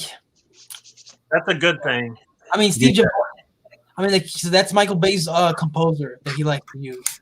Because he did all the Transformer stuff. So. And he did all the Platinum Dunes remake scores as well. So. Bumblebee, quit lubricating on the man. Yeah. Oh God. I will say though, the characters of Chewie and Lawrence are like kind of like an updated version of Teddy and Jimbo. Yeah, they really are. They weren't as good, or they weren't as funny, but I thought they were pretty. Which one would you say? Would you say like Lawrence is more of the Jimbo character? No, he's more Teddy. Oh, he's more of the Teddy character. Yeah. And Chewie's more of a Jimbo. Yeah. Well, he was a deaf fuck for playing in the tool shed and getting killed. I like that part, man, when he's like, he sees Jason, he's like, "Are you looking for this?" But because it completes your outfit. That's great. But yeah, I mean, overall, I think to me this is one of the better horror remakes that came out at this time. Mm-hmm. I mean, the only one that's better. You had My Blood too. Right. I mean, the only one that I think that was better was the Dawn of the Dead remake. Yeah. House of Wax was up there too. Yeah. So was Hills of Eyes is up there. Not House of Wax. I'd probably say like the best horror remake of that decade was Hills of Eyes. For me, Dawn of the Dead, but that's me. And then Dawn of the Dead for me, number 2. I love both Dawn of the Dead and Hills of Eyes. They were both good. Yeah. I don't Texas Chainsaw. I don't mind the way he got the hockey mask in this movie. Yeah, Texas Chainsaw is a good one too. Mm-hmm. But I feel the original scene they had for this movie, the way he gets up, was better. Where he gets the guy's wearing the hockey mask, he gets him and he cuts his head off, and then he takes his head out of the mask and wears it. I like that. That would have been better than what we got in the actual film. Yeah, the way he got his mask in this was kind of lame. Random. Yeah. I will say I did fucking geek out when they first showed the hockey mask in the movie. I was like, oh shit, yeah. You know, I was like, oh, I was into it. But like that's also like okay, that's another thing I don't like. You did not need the part where that hillbilly dude was talking to the mannequin and talking about like, oh yeah, we had like I fucked you, mannequin. Like you didn't need that. You didn't need that part. That's Michael Bay. That's Michael Bay humor for you. I know, but that's why I like the original scene. How you got the hockey mask. They didn't have that mannequin shit, mannequin sex. That, by the way, that guy was funny though. Besides that scene, that was funny one. Like, he was in the Hitcher. Yeah, he was in the Hitcher. Yeah, he was in the Hitcher. Yeah, yeah. I remember that. Because he's responsible why they give Sean Bean a ride in that movie because he suggested it. Fucking asshole. He should have moved along, right? Oh God. But yeah, I mean, I really do wish we would have gotten a sequel to this movie, but it didn't happen. Didn't happen, guys. Same. Yeah, and Thomas, yeah, I agree with you. I was shocked when Jenna died. Yeah, I was too. I was like, no! I thought that she was going to be the final girl. I was like, oh, shit. You know me. Yeah. And Trent's death was satisfying, though. I was saying. It was, yeah. That was cool. You know what, though? If you see the trailer to this movie again, they actually give away a lot, which is it's good. I didn't remember watching the trailer to this, like the full trailer, the one that had the countdown, like in the original Friday 13 trailer, like the 1, 2, 3. You know. Because there are some scenes that made me jump and made me surprised. Like, oh, like when he's under the floor and he's like stabbing through the ground, through the floor. Like that was great. Yeah, I'm sorry I'm boring you. You're not boring me. Yeah, but I'm pretty much done. I mean, I love the movie. I mean, I didn't have that many problems with it, other than a few things here and there. Unless you guys have something else to say. Fuck this movie. Well, besides that. Jason is a pretty sucky mama boy. Jason likes tit milk. Blue titty milk.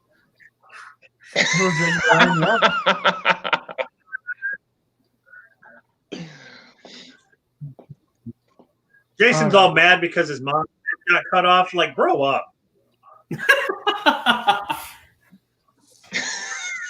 Yeah.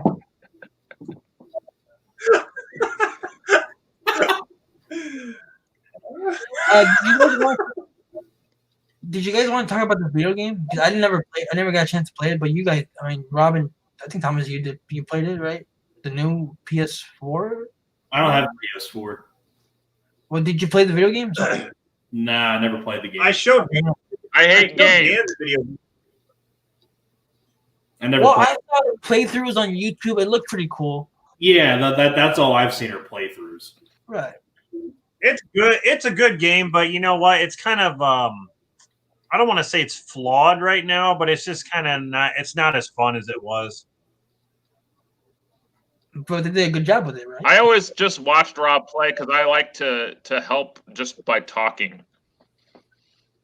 He likes to watch. Yeah.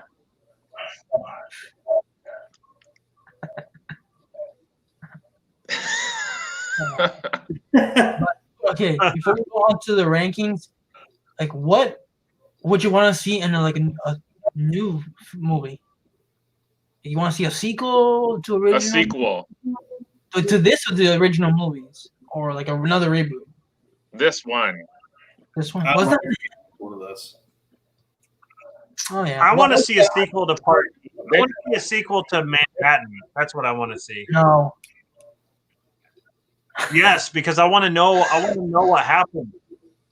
He You can't just leave it like that. Two. he swam back and then went to hell. What do you want? Well, then fuck, he drowned. I then. want Jason Earth 2. Yeah, that's the We'll do Earth 2. Yeah. All right. Well, since we This didn't franchise is dead. since we didn't get a 13th Friday 13th movie, I guess that's why we haven't gotten it, because 13 is cursed. We can't get a 13th one. There's only 12 movies. Yeah. It's over. Yeah. So rank them worst to best. You mean I'll go out of, first. Fuck it. you mean out of all of them, or just Yes, all of them, man. We said this the last time. We were gonna rank all of them. Oh man. I said this last week, man. Hey, let me. Why don't I go first? Because Oh shit! I got it right here. I'm just gonna rank, because that's fair that I other ones. And I'm probably here, so if you guys are cool with that. Wait, you cut off a little bit. What did you say? Why don't you let me go first, because I wasn't in the first video, and I'm not quite sure on the original ones as far as like where I would rank them. And then I can just rank these, and then I'm probably off of the stream. Okay. Okay. All right, go ahead. All right. Is that okay? Is that all right? Are you guys fine with that? Yeah, that's fine. Go ahead and rank them. Yep. Okay, so I'll just, out of these four, definitely Jason X would be last for me, followed by Jason Goes to Hell, and then Freddy versus Jason, and then the remake. So really, if you look at it, they kind of, for me, improved mostly in the last four, I would say. All right, cool. Who wants to And go? just to throw this out here, when I think of like the original 1 through 8, yeah, I definitely like 6, 7, and 8. I would probably put those as some of my favorites. And part 4, I really liked too. Mm-hmm. Mm-hmm. Right. Yeah. Anyway, but yeah, I'm gonna get off, guys.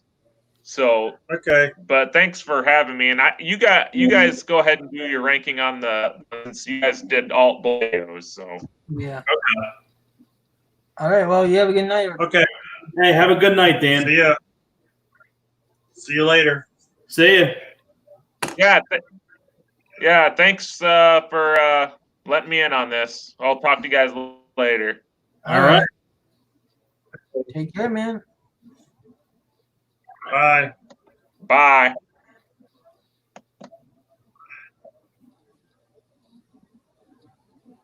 All right. All right. How we rank all 12 of them? Worst to best. Yeah. Okay. Worst to best? Yeah, I'll go first. Okay. Number 12, Friday 13th Part 8, Jason Takes Manhattan. That's number 12. Right, you disagree. Go ahead, Rob. You're number 12. You're shaking your head. Jason X. Okay. Jason X. I figured. Thomas, what's your Hold on number? 1 second. I'm re-ranking them again. Hold on. Fuck's sake. How many But were there? 12? To be fair, 1, 12. 2, 3, 4, 5, 6, 7. like to be fair, I was ranking them like when we started the show, I didn't rank them beforehand, so even I wasn't 100% prepared either. But then again, my ranking hasn't changed that much in the last few years. So I picked Part 8 as my least worst, and Rob picked Jason X. So Thomas, what's your number 12? My number 12 is Part 8. Yeah, see, I told you it was worse. Because even though I do like Part 8, it still has a lot of flaws. Yeah, Man. why did Jason take a boat ride? Ugh.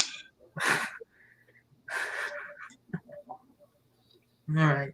Taking a boat ride is a lot better than fucking street trip. Ugh. I don't know, man. I'd rather go with space.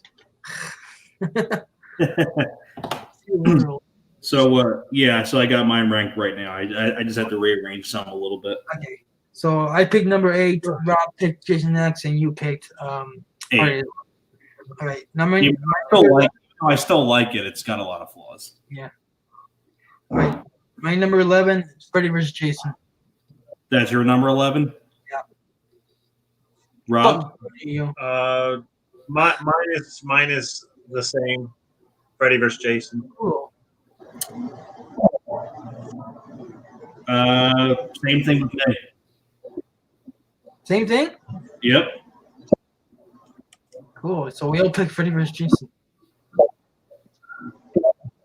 All right. My number 10 is Friday 13th Part 7, The New Blood.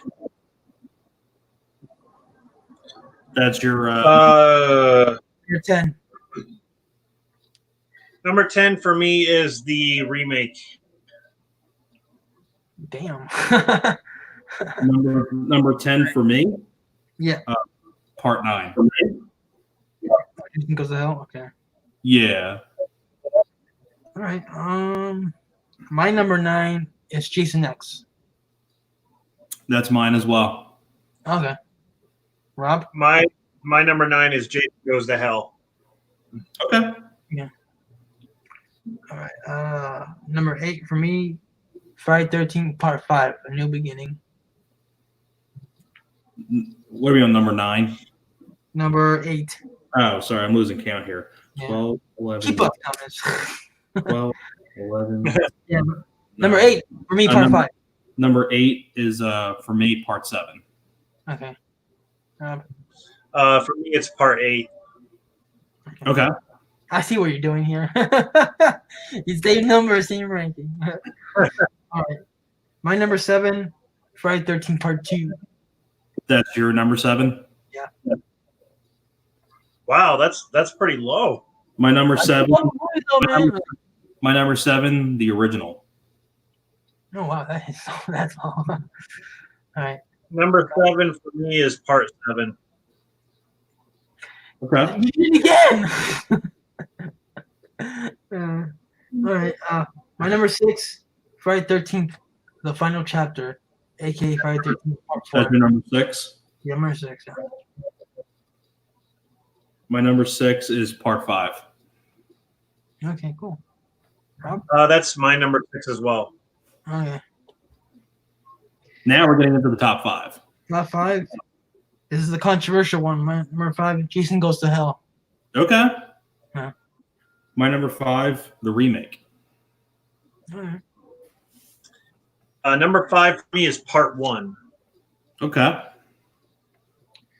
All right. Number 4, Friday 13th Part 6, Jason Lives. My number 4 is Part 2. Okay. Same as mine.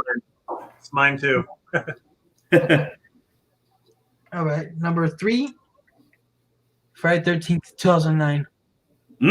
Okay. My number 3 is Part 3. Okay. My number 3 is Part 6. All right. All right. Number 2. Number 2, Friday 13th, the original, 1980. Number 2 for me is Part 6. Number 2 for me is Part 4. Ooh, okay. Mhm. Ooh, now I think I already know what your guys' number 1 is. For me, You should know. yeah, Friday 13 Part 3D. Is that yours too, Rob? Yeah, my first one is Part 3. Yeah. And of course, you know what my number one is. What is it? What? Okay. You gotta say it, yeah. Well, I thought I've said everything else but part 4. Sorry. Part 4, yeah. That's number 1. Yeah. Mm-hmm. My number 1 is part 4. Where the fuck is the corkscrew? Here, you dead fuck. Hey, look, I've been meaning to tell you about that. You stop calling me that. Yeah, it's just not good. Stop calling me that. I really don't like that name. All right, we're done here. We're done with this franchise for now. We are done. Yep. Yeah. So, any last words before we get out of here? I'll tell you what, Kenny. Nope. Kenny really stuck with us through this whole thing. So props to you. Yeah. Yeah. Thanks for stopping by. Yeah, man. Not usually a whole lot of people don't stick around for that long. So the fact that you've been around that long, that's pretty damn good. Yeah. Same thing with Julie too. She stuck around forever, just like Kenny did. Hey, I wish we can get more people like that. I mean, Bernardo was on here for a while, and so was Forka and Robert Humphrey. And I'd tell you what, that was really the treat of the night, was hearing from Bernard again. Yeah. Like, that dude dropped off the face of the earth like 5 years ago, and I haven't heard about him since. Mm-hmm. Who is it? I don't even know who that is. He was a friend of ours in the Friday 13 groups a few years ago. He left Facebook completely, and Now we understand why he had disappeared. Right. Yeah. Taking care of his mother. Yeah. So. But I'm glad he's doing all right. Yeah, I'm glad to hear from him again. Definitely. Yeah. Oh my God. I'll just no comment. No comment. Kenny said Friedberg, similar to the name Jason Friedberg. No comment. We never on this chat speak of Jason Friedberg and Aaron Seltzer. No. I was just fucking looking. I was just, it's weird. I was looking up what the fuck happened to those guys recently. They disappeared. Speaking of people disappearing, those guys fucking disappeared. Yeah, they really have. Good riddance though. Yeah. But yeah, thank you everybody for watching. Yeah, we appreciate you guys, man. Bernie, Crazy Joe, Robert, Julie, and Kenny. Heezy. Forka 84, and Cody, and everybody. Chucky Doll, yeah. Chucky Doll. I mean, you guys really put out really tuned in for a really good show.